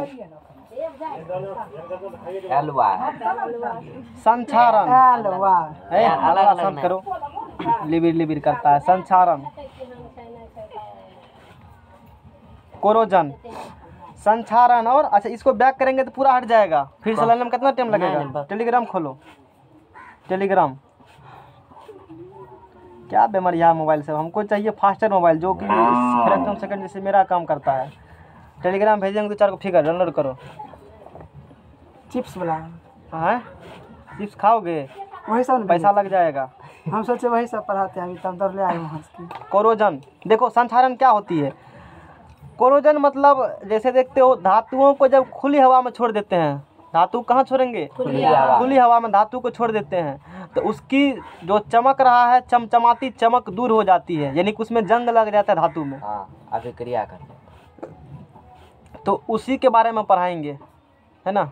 नहीं डाउनलोड हो रहा है तब ऐसे पढ़ोगे। 10वां वाला वो लोग तो लाता था एकदम मोबाइल, डेली वो लोग रहता था, तो बहुत कुछ पढ़ाते थे। बिना मोबाइल काम अच्छे से नहीं पढ़ा सकते, नहीं तो फिर पिटाई भाषा। 10वां अगला पढ़ाते 3-3 मोबाइल रहता था साथ में, सारा डायग्राम सिस्टमेटिक एकदम फटाफट पिक्चर के साथ पढ़ाते थे। अब चलो वैसे पढ़ो, नहीं मिल रहा है तो सुनो, अब रहता दिखाते तो और भी कुछ दिखाते वहाँ पर। जैसे मैंने बताया कि संचारण क्या होती है, धातु को नष्ट कर देगा, धातु को खुली हवा में छोड़ देते हैं। और ऑक्सीजन और हाइड्रोजन जल, ऑक्सीजन और जल दोनों रहेंगे ना तभी जंग लगे, वैसे जंग नहीं लगता है। ऑक्सीजन और जल, धातु में जंग कब लगेंगे, जब मिट्टी पर रहेगा। नहीं, ऑक्सीजन के संपर्क रहेंगे, सिर्फ ऑक्सीजन रहेंगे तो भी नहीं, सिर्फ जल रहेंगे तो भी नहीं, और जल और ऑक्सीजन दोनों रहेंगे तो ही जंग लगेगा। उसमें क्वेश्चन आ गया इसमें, जंग कब लगेगा, जब जल और ऑक्सीजन दोनों रहेगा तब जंग लगेंगे धातु में। और धातु में जंग लगने से भार घटता है कि बढ़ता है, बढ़ेगा। कैसे बढ़ेगा भार, और परत लोहा में जंग लगने से भार बढ़ता है कि घटता है, बढ़ जाएगा, भार उसका बढ़ जाता है। लोहे में जंग लगने से भार क्या होती है, बढ़ जाता, बढ़ती है, कमजोर होता है। तो ये बात ही है है ना। उस तो लोहे कौन में कौन उसका कमता होगा? है, कुछ गुण तो उसका कमता होगा ना। हाँ प्रॉपर्टी कमेगा ना। कमजोर हो जाए। अब देखो जैसे खाना सब है, आगे विकृत ग्रंथियाँ पढ़ाएंगी, खाना सब सड़ जाता जी। है ना। क्या लोहा सड़ेगा? उसमें जंग लगता है, उसका डिस्ट्रॉय होता है, धीरे धीरे नष्ट होगा, तो उसके कहते हैं। कॉपर में भी जंग लगता है हुआ डाउनलोड नहीं होगा। क्या बेमरिया मोबाइल से रखते हो। नेटिन सर, ये काम भार कर। मतलब वजन काम है, करता है। भार मतलब वजन है, हाँ भार मतलब वजन ही होता है सही बोला। हाँ रे वजन ही होता है, तो गलत क्या बोलेंगे। अब देखो when metals are exposed to atmosphere then it react with moisture H2O and air acid base salt CO2 etc to get corrode this phenomena is corrosion है ना। इसी को संक्षारण कहते हैं, जंग लगना कहते हैं। मेटल्स जब धातु जो होंगे एटमॉस्फेयर के संपर्क में आएंगे, वायुमंडल के क्या करेंगे संपर्क में आएंगे, तो रिएक्ट करेगा मॉइस्चर से, ऑक्सीजन से, एसिड बेस साल्ट से, कार्बन डाइऑक्साइड का, ये सब कहाँ से आएगा। धातु जैसे ये धातु है और रहता डायग्राम तो कुछ और ही होता है पढ़ाने का, अब नहीं है तो हम क्या कर सकते हैं। जैसे ये क्या है धातु है, अपना घर वाला मोबाइल लाइए। चार्ज नहीं है। मैं एक पहले कह देते हैं, यदि पढ़ना चाहते हैं बढ़िया से, एक हमको मोबाइल चाहिए जो फास्ट काम करने वाला हो, फटाफट सब फाइल कल से रहेगा रेगुलर सर। बता दिए तो ही हम डायग्रामेटिकली जैसे अगले बार डिटेल चर्चा कर सकते हैं, क्योंकि मुँह मुही बात नहीं होता है, सामना में होता है, फोटो तो अच्छे से समझ में आता है, पिक्चर समझ रहे हो ना, इसीलिए नहीं तो फिर नहीं होगा। क्योंकि सारा चीज़ जब हम भेजते हैं लेकिन हो नहीं पाता है काम, मेरा तो लगा हुआ था हम कैसे काम करेंगे, बेमरिया हमारे सब काम नहीं करेगा। जैसे बताया कि ये मेटल है, ये क्या है धातु मान लो है, इसको हवा में छोड़ देंगे, ऐसे रखे हुए हैं, पानी बारिश नहीं पड़ रहा है, जंग नहीं लगेगा इसमें। हवा में छोड़ने जंग लगता है नहीं लग, जंग लगने में क्या चाहिए पानी और ऑक्सीजन। हाँ तो जंग लगने के लिए है ना,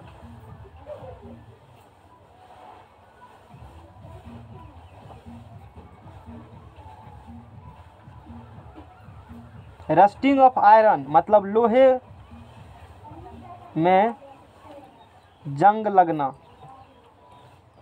जंग लगना, लोहा क्या करता है, ऑक्सीजन से और हाइड्रोजन से, जल से करेगा रिएक्शन, ये रिएक्शन कर करके लोहा ऑक्सीजन और हाइड्रोजन रिएक्शन करके Fe2O3XH2O बना लेता है, और इसको कहते हैं रेडिस रस्ट। अब इसका दिखाते फिगर अब, लेकिन है ही नहीं, यही है जंग, यही रेडिस रस्ट है ना, यही क्या है जंग, ये जंग है रेडिस रस्ट। रेडिस का हिंदी क्या है रेडिस रस्ट का, मतलब थोड़ा सा वो जो देखते हो ना रेडिस रस्ट, लोहा जब जंग लगने के बाद जो कलर दिखता है ना वही है रेडिस रस्ट, भूरा कलर का वही रेडिस रस्ट हो गया। रेस्ट मतलब जंग होता है, और ये जंग का फार्मूला है, इंपॉर्टेंट याद कर लेना, एकदम पूछेगा लोहा में जो जंग लगता है ना उसका फार्मूला क्या है, तो उसका फार्मूला Fe2O3XH2O। Fe2O3XH2O समझ में आ गया ना। Fe2 डाउनलोड हुआ अब डाउनलोड हुआ, और जब खेल खत्म होने वाला था तब, समझ में आ गया ना। दो गो रखना, ये देखो जैसे जैसे इसमें दिखाते हैं जो विकृत ग्रंथिता है। अब जैसे देखो लोहा, ये है ना लोहा, इसमें क्या हो चुका है तो जंग लगने से लोहा का भार बढ़ता है घटता है, बढ़ता है, बढ़ जाता है। लोहा में जंग लगेंगे तो भार क्या होंगे बढ़ जाएगा। अच्छा जंग कब लगेगा, जब ऑक्सीजन आएंगे और क्या आएंगे तब क्या होंगे इसमें जंग ये जंग है, ये जंग लग चुका है ना, इसका फार्मूला क्या होंगे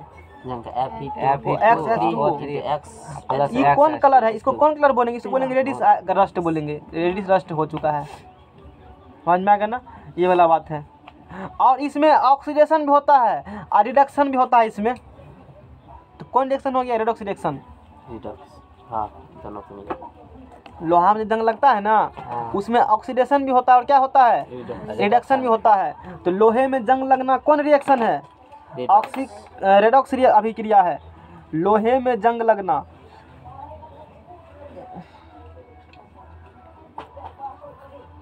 रेडॉक्स अभिक्रिया है। लोहे में जंग लगना कौन अभिक्रिया है, रेडॉक्स अभिक्रिया। यानी कि लोहा में जंग लगता है तो इसमें ऑक्सीडेशन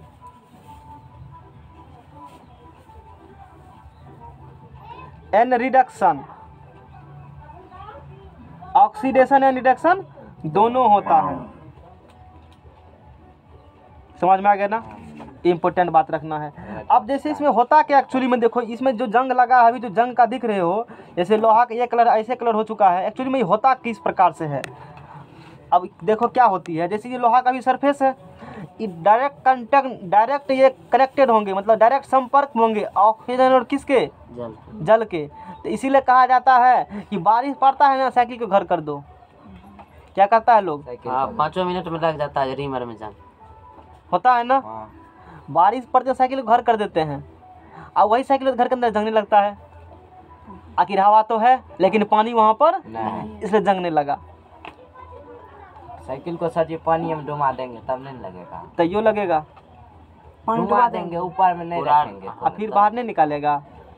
बाहर निकालेंगे हाँ उसको तो पोंछ सिर्फ देंगे। पानी रहेगा तो जंगने लगेगा, डूबे हुए चीज जल्दी जंगने लगते हैं लेकिन थोड़ा धीरे। नाव जंग फास्टली कब काम करेगा, जब ऑक्सीजन और पानी दोनों हो तब, है ना। हाँ। हालांकि और भी कई कानून जैसे मेटल डिस्ट्रॉय होते हैं, जैसे एसिड बेस होगा, साल्ट होते हैं, ये सब कहाँ से आएंगे, तो ये सब पढ़ाएंगे लास्ट, केमिस्ट्री लास्ट होगा तब। अम्ल वर्षा होते हैं ना, अम्ल वर्षा में क्या होती है, फैक्ट्री सबसे हानिकारक गैस निकलता है, जी। फैक्ट्री सब का धुआं, मोटरसाइकिल है और भी फैक्ट्री सब से बहुत सारा हानिकारक गैस निकलता है। वो अपना H2S4 और भी कई खतरनाक चीज़ बना करके अब बारिश के साथ गिरता है तो उससे डिस्ट्रॉय, जैसे ताजमहल के अभी डिस्ट्रॉय हो रहा है, नष्ट हो रहा है ना ताजमहल ऊपरी परत, लास्ट में पढ़ना। अभी ये देखो, ये समझ में आ गया ना, लोहा में जंग लगने से भार बढ़ता है, समझ में आ गया ना। जंग लगेगा दोनों बापूत रहेंगे तब, नहीं तो नहीं लगेगा। जंग का फार्मूला हो गया एरोडॉक्स रिएक्शन है, इसमें अपने रिएक्शन दोनों होता है। जैसे मान लो ये लोहा का सरफेस है, ये लोहा का क्या है, सरफेस है।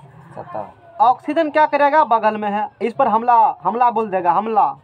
इसमें जंग लगे सरफेस क्या हो जाएंगे, इसका खराब हो जाएंगे, सरफेस क्या हो जाएंगे, खराब हो जाएगा तब ना हैं। जल रहेगा। हाँ पानी भी रहेगा, जल भी रहेगा, दोनों रहेंगे, वैसे सरफेस क्या हो जाएंगे। और वैसे भी देखो ऑक्सीजन भी लोहा से रिएक्शन करके ऑक्साइड बना लेगा। धातु ऑक्सीजन, सुनो, धातु ऑक्सीजन से अभिक्रिया करके धातु का ऑक्साइड बनाता है। तो लोहा तो धातु में है, जी। तो लोहा क्या करेगा, ऑक्सीजन क्या है पता है, बिना निमंत्रण दिले वाला आदमी कहीं पहुंच जाएगा। हमसे रिएक्शन करो ना, खुजली होता है इसको, हमसे रिएक्शन कर लो, समझ रहे हो ना। ये ऑक्सीजन है, तू कोहो न कोहो वो रिएक्शन करबे करेगा, चाहे देर से करे सवेर से करे, लेकिन रिएक्शन वो कर ही लेता है। ऑक्सीजन वैसा चीज़ है, समझ रहे हो ना। तो इसी कारण से ना हम लोग कि धातु जो होते हैं डायरेक्ट संपर्क में ऑक्सीजन को ग्रिल सबको पेंट कर देते हो। ये बचने का, ये बताएंगे संसाधन से बचने का, कोरोना बचने का उपाय सुनो। अब जितना बता दिए तू, कोरोजन से कैसे बचा जा सकता है, धातु में पेंट कर देंगे तब बन जाएंगे। डायरेक्ट संपर्क में आएगा, पानी के संपर्क में क्या कर दिया है, अब पेंट कर दिए हो, या उसको सबसे अधिक गैल्वेनाइजेशन कर देंगे। क्वेश्चन एग्जाम आता है, लोहा यसद लेपन, तुम्हारा देखो हिंदी ठोस है, हमको हिंदी याद नहीं, तुमको याद है सद लेपन। अब देखो जैसे लोहा का सरफेस है ना, इसका डायरेक्ट संपर्क किससे है, ऑक्सीजन से। और इसलिए ना ऑक्सीजन संपर्क होगा तब बनाएगा लोहे का ऑक्साइड जी।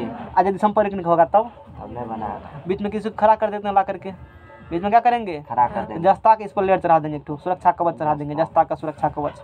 जस्ता क्या चढ़ा दिए, इस पर लेयर चढ़ा दिए। अब देखो लोहा जस्ता, लोहा ज़्यादा रिएक्टिव, जस्ता ज़्यादा रिएक्टिव, ज़्यादा सक्रिय कौन है दोनों में, बोलो सकते से नहीं पढ़ो, ऊपर से नीचे तुरंत जल्दी पढ़ो। Potassium, sodium, calcium, magnesium, aluminium, zinc, लोहा, टीन। तो पहले कौन आया, तब कौन आया। तो अब ऑक्सीजन यहाँ खड़ा है बगल में, वो देख रहा है, मौका देख के अटैक कर देगा लोहा पर, तुरंत रिएक्शन करके कहेगा बना लो ऑक्साइड, हमसे बना लो लोहा का ऑक्साइड, तुरंत तैयार रहेगा कहने के लिए। लेकिन इसको क्या किए हैं, आगाम में खड़ा किसको कर, जस्ता कर दिए हैं, समझ में आ गया ना। तो पहले अटैक किसको करेगा, जस्ता खियाएगा तब ना, क्योंकि लोहा से अधिक रिएक्शन जस्ता करेगा, जस्ता धय कर लेगा रिएक्शन से, अरे गए हो किसी के यहाँ कोनो काम से, अब बगल रास्ता में कोई मिल गया, अपना काम करा लिया, वहाँ पहुँचते नहीं दे तुमको।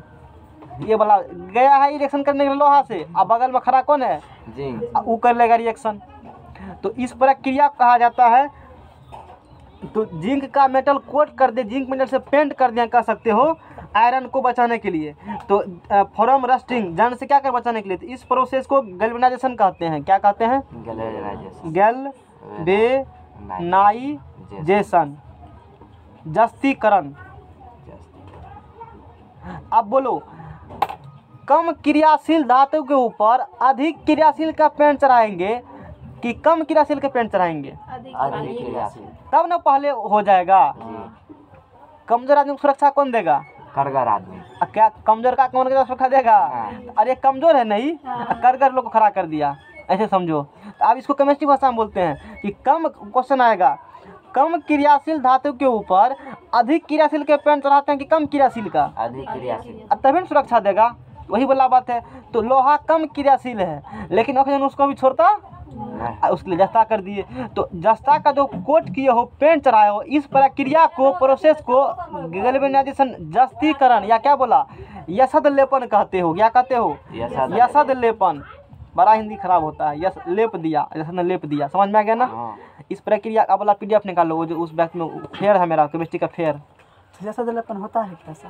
लेपन जस्ता में होता है पेंट चढ़ाना, अति लोहा के सरफेस पर जस्ता का पेंट चढ़ाना। अब कैसे होता है आप देखो, इसके लिए एनोड बनते हैं, कैथोड बनते हैं, उस समय 12th में पढ़ाया जाता है। थोड़ा सा आइडिया देते हैं।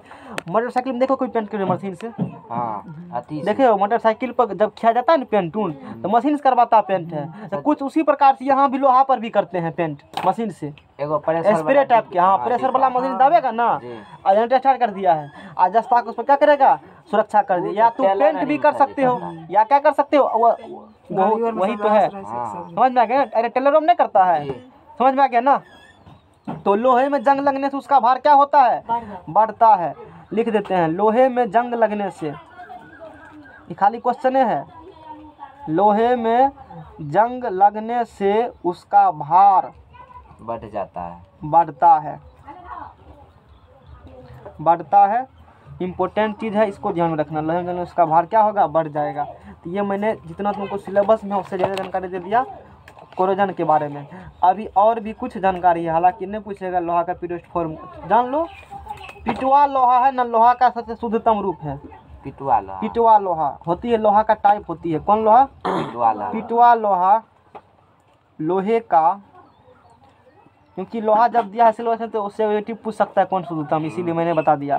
पिटवा लोहा लोहे का, इसको कहते हो रॉट आयरन, WORUGST लोहा कई प्रकार के होते हैं। कार्बन के परसेंटेज हालांकि छोड़ो उस सब बात, कच्चा लोहा, ढलवा लोहा, पिटवा लोहा।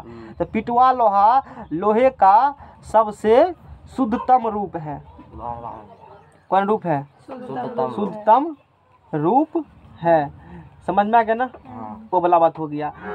दिल्ली में जो देखते हो आयरन पिलर है, एनसीईआरटी बुक लाए हो? एनसीईआरटी बुक ला, एनसीईआरटी बुक डेली लेकर आया करो, एनसीईआरटी बुक लाओ। अब देखो iron pillar by Chandragupta second, Qutub Minar complex, वो जो है ना आयरन पिलर, वो चंद्रगुप्त द्वितीय ने बनाया था। आयरन पिलर देखे हो? दिल्ली का आयरन पिलर केमिस्ट्री पढ़ा रहे हैं अभी जी, उसमें होता है ना।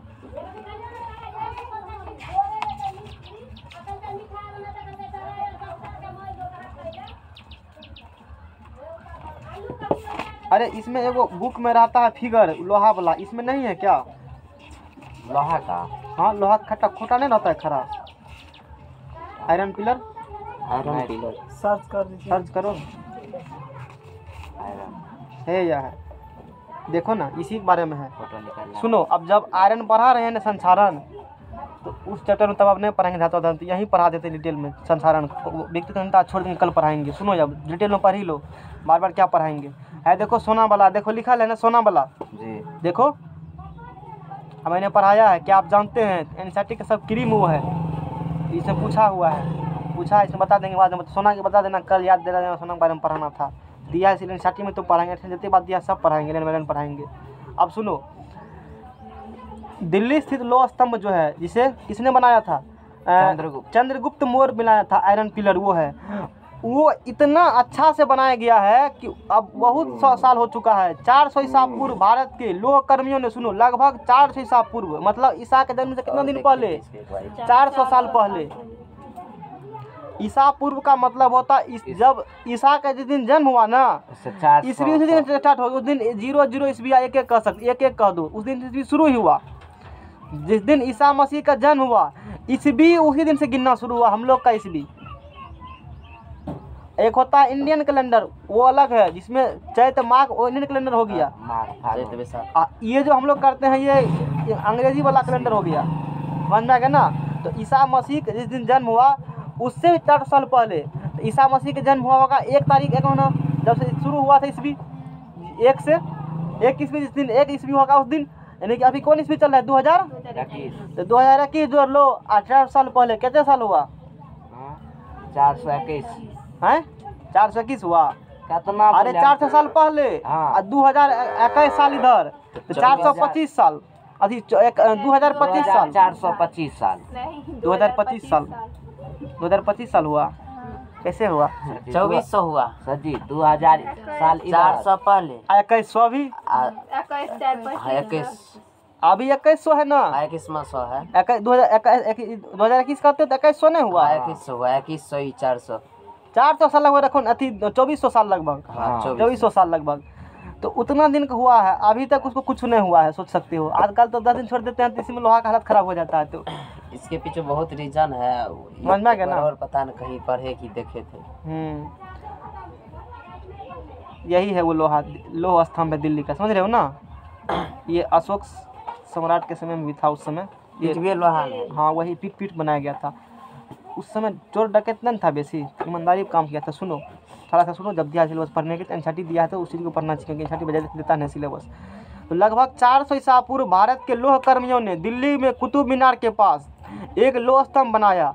उन्होंने जंग से पिटवे लोहों को बचाने के लिए, किस बचाने के लिए, बचाने के लिए एक विधि विकसित किया। संभवतः पृष्ठ पर मैग्नेटिक ऑक्साइड Fe3O4 की पतली परत बनने का कारण ऐसा है। संभवतः जंग से बचाने के लिए उस पर क्या बन चुका है, परत बना दिया उस पर Fe3O4 का। और उस पूछेगा कि जंग से बचाने के लिए वो जो लोहा है उस पर संभवतः, मतलब अनुमान लगभग लगा रहे हैं वो लोग कि मैग्नेटिक ऑक्साइड का क्या किया उस पर, एक पतली परत बनने का कारण ऐसा हुआ उस पर जंग नहीं लगता है। जिससे पहले स्तंभ पर कई उपचार प्रक्रम किए गए हों, मतलब बीमारी से पहले उसका क्या कर दिया, इलाज कर दिया गया है कि जंग इस पर लगभग नहीं करेगा। इस प्रकार से उपचार प्रक्रम किए गए हो पहले है, जिस समय बना है उस समय के बारे में बात कर रहा है। हो सकता है ऐसा। विभिन्न लवणों के मिश्रण से इसे रंग कर फिर इसे गर्म कर इसका समन किया गया हो, मतलब विभिन्न लवणों के बहुत सारे साल्ट होते हैं, उससे उस पर पेंट कर दिया गया हो जो जंग बचाने के लिए, उसे गर्म कर करके कुछ इस प्रकार से बनाया गया है, मेहनत कर करके, है ना। इसका समन किया गया, उस बनाया गया है। यह लोह स्तंभ कितना ऊंचा है, 8 मीटर। इसका भार कितना टन है, 6 टन, लगभग 600 kg। ये भी जान लेना, बात समझ में आ गया ना जी। 6000 kg, 6 टन 6000 kg हुआ, 1 टन में होता है 1000 kg।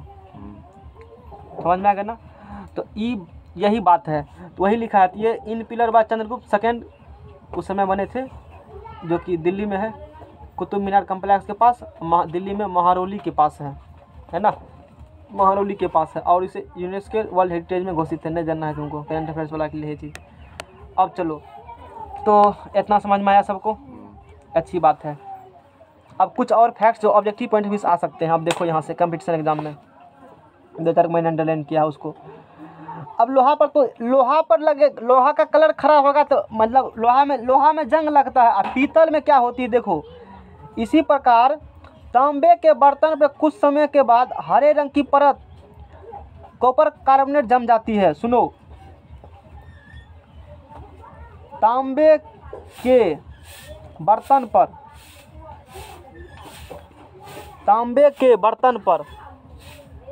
कुछ समय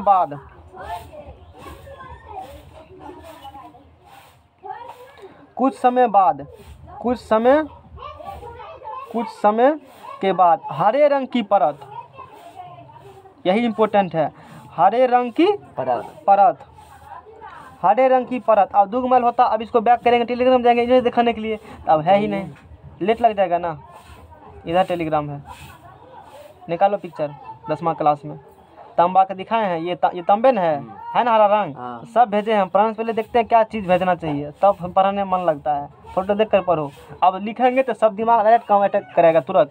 तो तांबे के बर्तन पर कुछ समय बाद हरे रंग का परत, और वो परत बनता है कॉपर कार्बोनेट का, हरे रंग की परत, कॉपर कार्बोनेट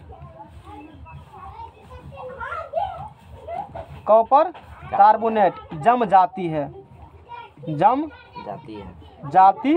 नहीं देखते हो तांबा का बर्तन जल्दी नहीं खराब होता। बाबा जी सब तांबे के बर्तन रखता है रे साथ में, कमंडल है जी। पानी पिएगा उसी में, और गैस रखता है तांबा के साथ में लेकर चूटा कमंडल चलेगा, जल्दी उसका कलर खराब होता है, देखे हो। इसी कारण से मूर्ति और तो बनता है, वो तो तांबे तो बनता है ना। तो इसी कारण से तांबे के बर्तन पर, लेकिन उस पर भी कुछ समय बाद हरे रंग का परत कॉपर कार्बोनेट जम जाता है। देखो ये तांबा का बर्तन है ना, तो हरे रंग का परत यह है तांबा का, ये तांबे न कुछ और है, वही पता वही है ना। लिखल तो नहीं थे लेकिन दिख के पता है। हाँ देख कर भी नहीं विश्वास है। ये कैसा कलर है? हरा नीला। आप बोलो। अब तांबा के सरफेस पे जंग नहीं बोलेंगे, बोलेंगे एक लेयर चढ़ चुका है उस पर, क्या बोलेंगे? जंग लगता है लोहे में, और तांबे के सरफेस पर कुछ समय बाद एक हरे रंग का, पूछेगा तांबे के सरफेस पर सतह पर कौन रंग का परत जमेगा? हरा रंग का परत जमेगा। अब हर का दिखाइए, अब भूलेगो नहीं कभी। हरे रंग का परत, जो कि किसका परत जमा है? कॉपर कार्बोनेट का। सर जी ये हरा का अरे नीला में तांबा का फार्मूला कॉपर यानी कि Cu होता है ना। हाँ। तांबा बोलो या क्या बोलो, कॉपर। एक ही बात है ना। हाँ कॉपर बोलो, क्या कहते हो? Cu। तो हरा नहीं है, ये लाल दिख रहा है तुमको, है? फोटो नहीं दिखाने के बाद भी कंफ्यूजन हो रहा है। तांबा तो अलग चीज होता है सर जी। हरा इसको कहते हैं, हैं? तांबा तो अलग चीज, तो फूल का बर्तन हो गया अथी अरे पित्तल। बर्तन कोनो है, ई तांबे है। पीतल किसको कहते हो? ब्रास को। मार्केट में जो बनते हैं ना, तो मिक्सिंग कर का था, प्योर नहीं होते हैं तांबा, काफ़ी कॉस्टली हो जाएंगे, मिक्सिंग होते हैं, मिक्स धातु हैं वो वो। घड़ी का अथी मंदिर में होता है, अथी सब वो सब क्या है? मैंने कहा कि आज का मैंने क्या बताया, तांबा सिर्फ लोगे ना ओरिजिनल महंगा पड़ेगा। अरे तांबा के जाते हो तार, सोचो तू सिम तार कितने महंगा पड़ता है, सोचो। तांबा बर्तन तुमको 200 में दे देगा, तुम्हारा कमंडल 300 में दे देगा, कुछ सोचो। इस मिक्सिंग क्या होती है? जैसे सोना जाते हो लेने के लिए, सोना के 24 कैरेट का सोना होता है, वो शुद्ध सोना कितना कैरेट का होता है? लेकिन कितना बनता है? 22 बनिया गंगा जल के शपथ खाकर बोले कि ये सोना 24 कैरेट का है, मत विश्वास करना, क्योंकि 24 कैरेट के सोना से जेवर बन ही नहीं सकता है। जब तक उसमें औषधि नहीं मिलाएगा ना, तब तक कठोर नहीं होगा, उससे जेवर बन ही नहीं सकते। इसीलिए 22 कैरेट का ही होता है सोना। झूठ बोलेगा 24 कैरेट, कभी मत विश्वास करना, दाम लगाना 24 कैरेट के अनुसार से ही। इस किताब में लिखा भी इस चीज़ को है, बता देते हैं। मैंने क्या कहा? गंगा जल के शपथ खाए, रामायण महाभारत शपथ खाए कि सोना कितना कैरेट का है, मत विश्वास करना। कितना का हमेशा रहेंगे? उससे कम में रहेगा, क्योंकि जब तक औषधि नहीं मिलाएगा उससे कुछ बन ही नहीं सकता है। दिक्कत ये है। मैंने बने बनाए सामान दिया, ओके कितना कैरेट का सोना, हॉल मार्क जेवर है 24 कैरेट का। अरे बुरबक बना रहे तुमको, वो बेवकूफ़ बना रहा है, कोई दिक्कत? चलो, शुद्ध सोने को 24 कैरेट कहते हैं, तथा यह काफ़ी नर्म होता है। तो नर्म होगा जेवर बनेंगे? नहीं बनेंगे। इसलिए आभूषण बनाने के लिए यह उपयुक्त नहीं होता है। समझ में आ गया ना? एनसीटी भी कहा है। इसे कठोर बनाने के लिए इसमें चांदी या तांबा मिलाया जाता है। जनरली क्या मिलाते हैं? तांबा। चांदी ने, क्योंकि महंगा होता है। और दोनों रंग सेम है ना। दूध में क्या मिलाते हो? चीनी। पानी मिलाते हो फेंटने के लिए, पच जाता है ना। जो पचता है वही नहीं मिलाएगा, और जो नहीं पचता हो कैसे मिलाएगा? दूध में कहेगा रंग मिलाते हैं, पचेगा? नहीं पचेगा। तो तांबा का रंग और किसका रंग? सोना। एक ही कलर है, हाँ। मिल जाएगा। समझ में आएगा ना? हाँ। अब कोई किसी को रहेगा तांबा का कोई भी सामान, कहेगा सोना का है, बिल्कुल बनाना है। और बताएंगे पहचान, उसको घिसो। अरे उसको घिसो ना, पता तांबा घिसेगा तो बताएंगे बाद में। भारत में अधिकांश आभूषण बनाने के लिए अधिकांश आभूषण 22 कैरेट सोना का उपयोग होता है। इसका तात्पर्य यह है कि 22 भाग शुद्ध सोने में 2 भाग तांबा या चांदी को मिलाया जाना। 22 भाग में 22 कैरेट सोना मतलब क्या होगा? 22 भाग में भी 2 भाग कौन होगा? तांबा या चांदी। बनिया कहेगा कि ये सोना 22 कैरेट का है, लेकिन नहीं है 22 कैरेट का, उसमें 2 भाग घोटाला किया हुआ है। अच्छा, इसमें इतना रखना ध्यान में तुमको, 2 क्वेश्चन। शुद्ध सोना कितने कैरेट का होता है? 24 कैरेट का। उसमें औषधिक रूप में कौन? क्योंकि आप देखो शुद्ध सोना 24 कैरेट का है, इससे जेवर नहीं बनाया जा सकता है, क्योंकि ये काफ़ी नरम होते हैं। उसको कठोर बनाने के लिए उसमें तांबा या चांदी मिलाया जाता है। जनरली मिलाते हैं तांबा, जिससे आभूषण बनाते हैं। तो आभूषण बनाने के लिए 22 कैरेट सोना का उपयोग होता है। इसका मतलब ये है 22 भाग शुद्ध सोने में 2 भाग चांदी या तांबा को मिलाया जाना। 22 भाग शुद्ध सोना में 2 भाग क्या मिलाओगे? देखो 22 भाग सोना है, 2 भाग उसमें मिलाएंगे 24 कैरेट का हो गया। 22 भाग सोना अलग रखो, अब पुराएंगे 24 और 2 भाग उसमें मिला देंगे तांबा या चांदी, ये मतलब हुआ इसका। अब बन गया 24, तुम कहेगा 24 कैरेट का सोना बन गया, ऐसे कहेगा, लेकिन वो नहीं है। समझ में आ गया ना? अच्छा, जैसे लिखा है संचारण से सुरक्षा। तो संचारण आज पढ़ा रहे हैं ना, तो उसी की डिटेल में चर्चा कर रहे हैं, है ना? संचारण तो सब बता दिया।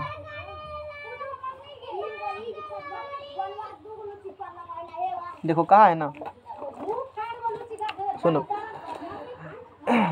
कॉपर वायु में उपस्थित आर्द्र कार्बन डाइऑक्साइड के साथ, आर्द्र मतलब क्या होता है? ह्यूमिडिटी, नमी, CO2 के साथ अभिक्रिया करता है, जिससे इसकी सतह से भूरे रंग की चमक धीरे धीरे क्या होती है? खत्म हो जाती है। कॉपर का चमक होता है भूरा कलर का, धीरे धीरे वो क्या होगा? तथा इस पर हरे रंग की परत चढ़ जाती है। इसमें क्या बोला है? हरे। यह हरा पदार्थ कॉपर कार्बोनेट होता है। यहाँ हम क्या बोले थे? वही है कॉपर। हरे न बोले थे। अब तो एनसीईआरटी भी क्या मानना पड़ेगा तुमको, समझ में आएगा ना? तो जो बर्तन तुम यूज करते हो, तो वो बर्तन कहता कुछ हो, होता कुछ और है। ये अलवाय जब पढ़ेंगे, मिश्र धातु पढ़ाएंगे तब पता चलेगा। वो मिश्र धातु होते एक्चुअली में, वो पूरी एक मेटल नहीं है, वो अलवाय है। यदि सिर्फ मेटल होंगे तो काफ़ी कॉस्टली हो जाएंगे। उसको सस्ता करने उसमें उसको मिक्सिंग किया जाता है, अलवा बनाते हैं, उसमें और भी कोई मेटल ऐड किया जाता है। बात समझ में आ गया ना? चलो अच्छा, ये वाला बात हो गया। अब ये तो तांबा वाला बात कह दिए, एक और पूछे जाएंगे। चांदी के आभूषण तथा बर्तन पर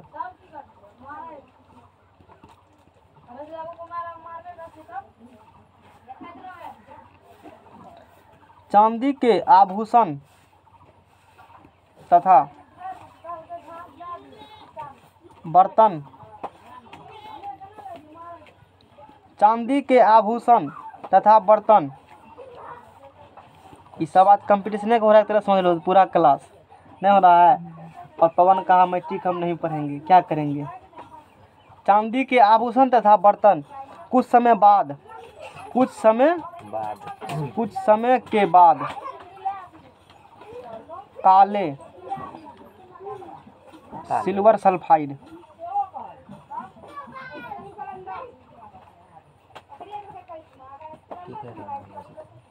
पड़ जाते हैं। भार कितना कहते भार समझ में आ गया ना? क्या हुआ? नहीं इसको छोड़ो ना, एग्जाम में नहीं पूछेगा एग्जाम में, ये पूछेगा, इस पर ध्यान दो। मैंने कहा चांदी के आभूषण तथा बर्तन, जो चांदी के बर्तन है, आजकल तो नहीं होता है, पहले के लोग, कुछ समय बाद कि कैसा कलर का हो जाएगा? काले पड़ जाता है, काला कलर का हो जाएगा, उस पर सिल्वर सल्फाइड का परत जम जाता है। तो पूछेगा चांदी के बर्तन का कलर कुछ समय कैसा हो जाएगा? काले हो जाएंगे। सिल्वर यानी कि जिसे चांदी कहते हो ना, फार्मूला क्या है? AG, इसी को कहते हो सिल्वर, इंग्लिश में चांदी कहते हो। इधर के बैठो। उसके आभूषण यानी कि जेवर और बर्तन कुछ समय बाद काले पड़ जाते हैं, क्योंकि उस पर सिल्वर सल्फाइड का लेयर जम जाते हैं। देखो चांदी की इसके पास होगा ज़्यादा अधिक पास, बहुत साल पुराना, वो काला हो जाता है धीरे धीरे। समझ में आ गया ना? उसमें जाओ नहीं लगता है सर, बाहर में छोड़ देंगे। किसमें? नहीं चांदी सेक्रेटरी सर नहीं पढ़ो करो, याद है? नहीं तो नहीं है जवाब तो उसी दिन हम दे दिए थे। कौन ज़्यादा रिएक्टिव दे? अब चांदी रिएक्टिव ज़्यादा, सोना से ज़्यादा थी, चांदी है थोड़ा सा है, इसलिए सोना में लेट से नहीं सोना थोड़ा लेट से लगता है खराब उसका कलर, और चांदी में थोड़ा सा उससे पहले। खुद जानते हो, खुद मैंने सेक्रेटरी सर ने बताया है। तो जनरली ये बहुत अंतर हो जाता है, हाँ करने के लिए थोड़ा है, बहुत का अंतर। हाँ बहुत का अंतर है, वो तो है ही। इतना साल लग जाता है सोना होने में। ये है तो, है ना? समझ में आ गया ना? इस प्रकार से हम लोग बात करते हैं। जो लेस रिएक्टिव होता है जल्दी किसी अभी क्रिया नहीं करेगा, कोई दिक्कत। निर्लेस को कहता है ना खूब मारो नहीं मरता, एक बार खूब मारने लगता है, वही धीरे धीरे, मतलब वही बात है, सोना है वही बात, किसी रिएक्शन जल्दी वो नहीं करेगा। समझ में आ गया ना? जिस कारण उसका कलर नहीं खराब होता, और इसीलिए उसका यूज हम लोग करते हैं। ये बात हो गया। अब निकालो, पेज निकालो। अब जो पढ़ाए थे आसान से क्रोजन पूरा पढ़ा देते हैं, धातु क्रोजन फिर नहीं पढ़ाने वाले हम हैं। वहाँ डीप डाब भेज कंपटीशन में पढ़ाएंगे, मतलब मैट्रिक में है ना, धातु विज्ञान पढ़ने के लिए, तो वहाँ नहीं पढ़ाएंगे। अभी पढ़ा दिया है ना, फिर धातु क्रोजन नहीं पढ़ाएंगे। दोनों जिस समय टॉपिक दिया हुआ है, इतना है ही नहीं जितना मैंने बताया है। कंप्यूटर में तो पढ़ा जाएगा ही ना, वहाँ तो पढ़े करेंगे, लेकिन वहाँ पर थोड़ा सा समझ ही रहे हो आगे क्या कहेंगे, उस चीज़ को ध्यान में रखते हुए काम करेंगे। लॉन्ग जंप मारे हाँ क्लीन बोल जना तू छो ने तोरा सब तरजू क्लीन बोल्ड करै छै। तरजू पर चढ़ा देबा ने आ नाप बातू भए गेला भार क्या ना ते और अलग अलग सुनो, कहे छै द्रव मैंने जितना बात पढ़ा बोला ये तो मेन फैक्ट्स लिखे हुए हैं ना, कुछ इसमें नहीं लिखे हुए हैं। इसमें सब बात देखो, लैंग्वेज में मैंने लिखवाया है, सामने बैठ कर बनवाए हैं, इन्हें क्यों अपने मन से बनाया है, सामने हम बैठ करके सब चीज़ देख करके तब अंक से लिखवाए हैं। मेरे पास भी नोट्स में लिखा हुआ है, इसे तुमको यही से लिखना पड़ेगा। इसी में देखो इस सब बात यहाँ तक कह दिया है। संसारण से बचाओ, जस्ती संसारण बचाव की निम्न विधियाँ हैं। जस्तीकरण कर दो, धातु की सतह पर पेंट कर दो, धातु की सतह पर तेल लगाकर या ग्रीस लगा करके संसारण समझा जा सकता है। जस्तीकरण गैल्वेनाइजेशन क्या होती है, कहा है किसी धातु की सतह पर विद्युत लेपन द्वारा इलेक्ट्रिक करंट के थ्रू जो काम करते हैं, जस्ते की पतली परत चढ़ाने की प्रक्रिया को जस्तीकरण कहते हैं। समझ में आ गया ना, स्पष्ट करके लिखा हुआ सारा चीज़। आज किसके बारे में पढ़ा है, कोरोना के बारे में। और खत्म करते हैं यहीं पर आज का काम।